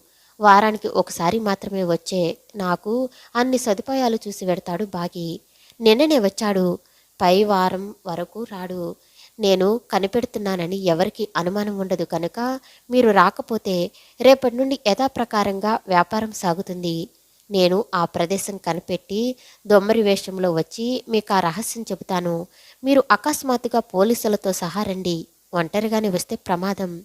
రాజు ఆనందంతో నీ మేలు మర్చిపోలేను గొండు అన్నాడు. నేను ఇదంతా ఊరికే చేయటం లేదు దొరా. నాకు ప్రతిఫలం కావాలి. ఏం కావాలి? ఆ మాధవరావు ప్రాణాలు. కసితో క్రోధంతో బగ్గుమన్నాయి గోండు కళ్ళు. దొమ్మరి వేషంలో రాజీవును కనుక్కున్నాడు గోండు. ఆ వ్యాపారం సాగుతున్న రహస్య స్థలం వివరాలన్నీ చెప్పాడు. బొమ్మ గీసి చూపించాడు. ఆ రాత్రే పోలీసులతో రమ్మన్నాడు. ఆ రాత్రి సరిగ్గా గోండు చెప్పిన ప్రదేశానికి గోండు రమ్మని సమయానికి పోలీసులతో సహా వెళ్ళాడు రాజీవు. ఆయుధాలు దింపుకుంటున్న బాగి రాజీవును చూసి క్షణకాలం నివ్వెరపోయాడు. అంతలో నవ్వాడు. ఇతన్ని అరెస్ట్ చేయండి అన్నాడు రాజీవు. ఆగండి, గర్జించాడు బాగి. మామూలు కోయివాణ్ణి. విదేశాలతో వ్యాపారం చేయగలనా? నేను కూలి పని చేస్తున్నాను. అసలు వ్యాపారం చేస్తున్న అధికారి పేరు పత్రాలలో ఉంది. చూసి బంధించండి. పోలీసులు ఆయుధాలు దిగుమతి చేస్తున్న నౌకను శోధించారు. వ్యాపార పత్రాలు పరిశీలించారు. వ్యాపారమంతా రాజు పేర ఉండటం చూసి మతిపోయి నిలబడ్డారు క్షణకాలం. అంతలో కర్తవ్యం గుర్తుకొచ్చి రాజు చేతికి సంకెళ్ళు తగిలించారు. రాజు బాగి వంక చూశాడు. బాగి తల దించుకున్నాడు. చిన్నదొరా అని కుప్పకూలిపోయాడు గోండు. కటకటాల మధ్య ఉన్న రాజ్యమును కలుసుకున్నారు వేణు. వద్దన్న కొద్దీ ప్రయత్నించి నీ ఆపద నువ్వే కొని తెచ్చుకున్నావు రాజువు. ఆ తెలిసే నేను ఈ వ్యాపారం ఎందుకు ఆపలేకపోయానో అర్థమైందా? మా నాన్నగారు ఈర్ష్యతో మీ నాన్నగారిని హత్య చేయించాడు. నిన్ను పావుగా వాడుకోవటానికి విదేశాలకి పంపి చదివించారు. నిన్ను నమ్మించి కలప వ్యాపారంతో ఆయుధాల వ్యాపారం సాగింది. గ్రామాల మీద దాడులు సాగించారు. అన్నీ తెలిసే నేను ఏమీ చేయలేకపోయాను. ఏం చేసినా పర్యవసానం మీదే. నువ్వు కటకటాలు ఇరుక్కుంటావు. రాజువును చూడటానికి వచ్చి స్మృతి తప్పిపోయిన నీలును బాగి చేతులలో ఎత్తుకుని తీసుకువెళ్ళిపోయాడు. కోమల వెక్కి వెక్కి ఏడవడమే తప్ప మాట్లాడలేకపోయింది. మాధవరావు గారు కూడా వచ్చారు. రాజు, నువ్వా? ఇంత నీచానికి దిగావా? నువ్వే ఆ అమాయక ప్రజలను దోచుకుని. మాధవరావు గారి మాటలు పూర్తి కాకుండానే ఎక్కడి నుంచో వాడి బాణం ఆయన గుండెల్లో గుచ్చుకుంది. మరుక్షణం వికటాటహాసం చేస్తూ గోండు ఆయన ముందు నిలబడి రక్తపు మడుగులో కొట్టుకుంటున్న ఆయనను తృప్తిగా చూశాడు. వార్తాపత్రికలన్నీ రాజు నిర్బంధించబడిన వార్తను ప్రచురించాయి. గ్రామాలపై జరుగుతున్న దాడులను పరిశీలించటానికి ప్రభుత్వం ప్రత్యేకించి నియమించిన అధికారి ద్వారానే విదేశాల నుండి ఆయుధాల దిగుమతి వ్యాపారం రహస్యంగా సాగుతుందని, ఆ ఆయుధాలతోనే కోయవాళ్ళు మరికొందరు గూండాలు గ్రామాలపైన దాడులు సాగిస్తున్నారని జనులు విడ్డూరంగా చెప్పుకోసాగారు. రాజీవ్కి ఏ శిక్ష విధిస్తారోనని అందరూ ఎదురుచూస్తున్నారు. వేణు ఎంత ప్రయత్నించినా చివరకు జామీను మీదైనా రాజీవ్ను విడుదల చెయ్యలేదు. సరిగ్గా ఆ సమయంలో బాగి తాను అన్ని రోజులుగా రహస్యంగా దాచిన టేప్ బయటపెట్టాడు. మాధవరావు గారి కుతంత్రాలన్నీ బయటపడ్డాయి. ఆయన ఆజ్ఞ ప్రకారం ప్రవర్తించిన బాగి కూడా అరెస్ట్ అయ్యాడు. ఆ రోజే బాగి విచారణ. బాగి తరపున వాదించటానికి నిలిచిన రాజీవ్ను చూసి అందరూ ఆశ్చర్యపోయారు. బాగి నాకు చిన్నతనం నుండి తెలుసు. ఎంతో తెలివి కలవాడు. పై చదువులు చదువుకోవాలని ఎంతగానో ఆశపడ్డాడు. పాపం అవకాశాలు దొరకలేదు. ఇంతటి తెలివిగల యువకుణ్ణి దేశం ఏ విధంగానూ ఉపయోగించుకోలేకపోయింది. చివరకు మాధవరావు గారి వంటి స్వార్థపరుల చేతుల్లో ఉపకరణగా మారిపోయాడు. పెద్దింటి బిడ్డలాగా బ్రతకాలని అతనికున్న బలీయమైన వాంఛ మాధవరావు గారికి లొంగిపోయే అలా చేసింది. అయినా ఎప్పటికప్పుడే తన మంచితనాన్ని రుజువు చేసుకుంటున్నాడు. మాధవరావు గారు తనకిచ్చిన వాటాను తన స్వార్థానికి ఉపయోగించుకోక తన జాతిని పైకి తేవటానికే వినియోగించాడు. చదువుకోలేకపోయాననే నిరాశ అతనిని వదలలేదు. ఆ కారణంగా ఎందరో పేద విద్యార్థులకు చదువు చెప్పించే అవకాశాలను కలిగించాడు. ఈ విషయంలో వేణు బాగికి అండగా నిలిచాడు. తండ్రి చేసే ఆకృత్యాలను అరికెట్టలేకపోయినా అతని డబ్బును సాధ్యమైనంత వరకు ఈ విధంగా సద్వినియోగం చేయటానికి పూనుకున్నాడు. పేద విద్యార్థులకు చదువులు చెప్పించటానికి పేరు పొందిన సరస్వతి ఆశ్రమం బాగి వేణులు నడుపుతున్నదే. నేను విదేశాలలో ఉండగా వ్యాపారం నా పేరు మారుస్తున్నట్లు మాధవరావు గారు తెలియజేశారు.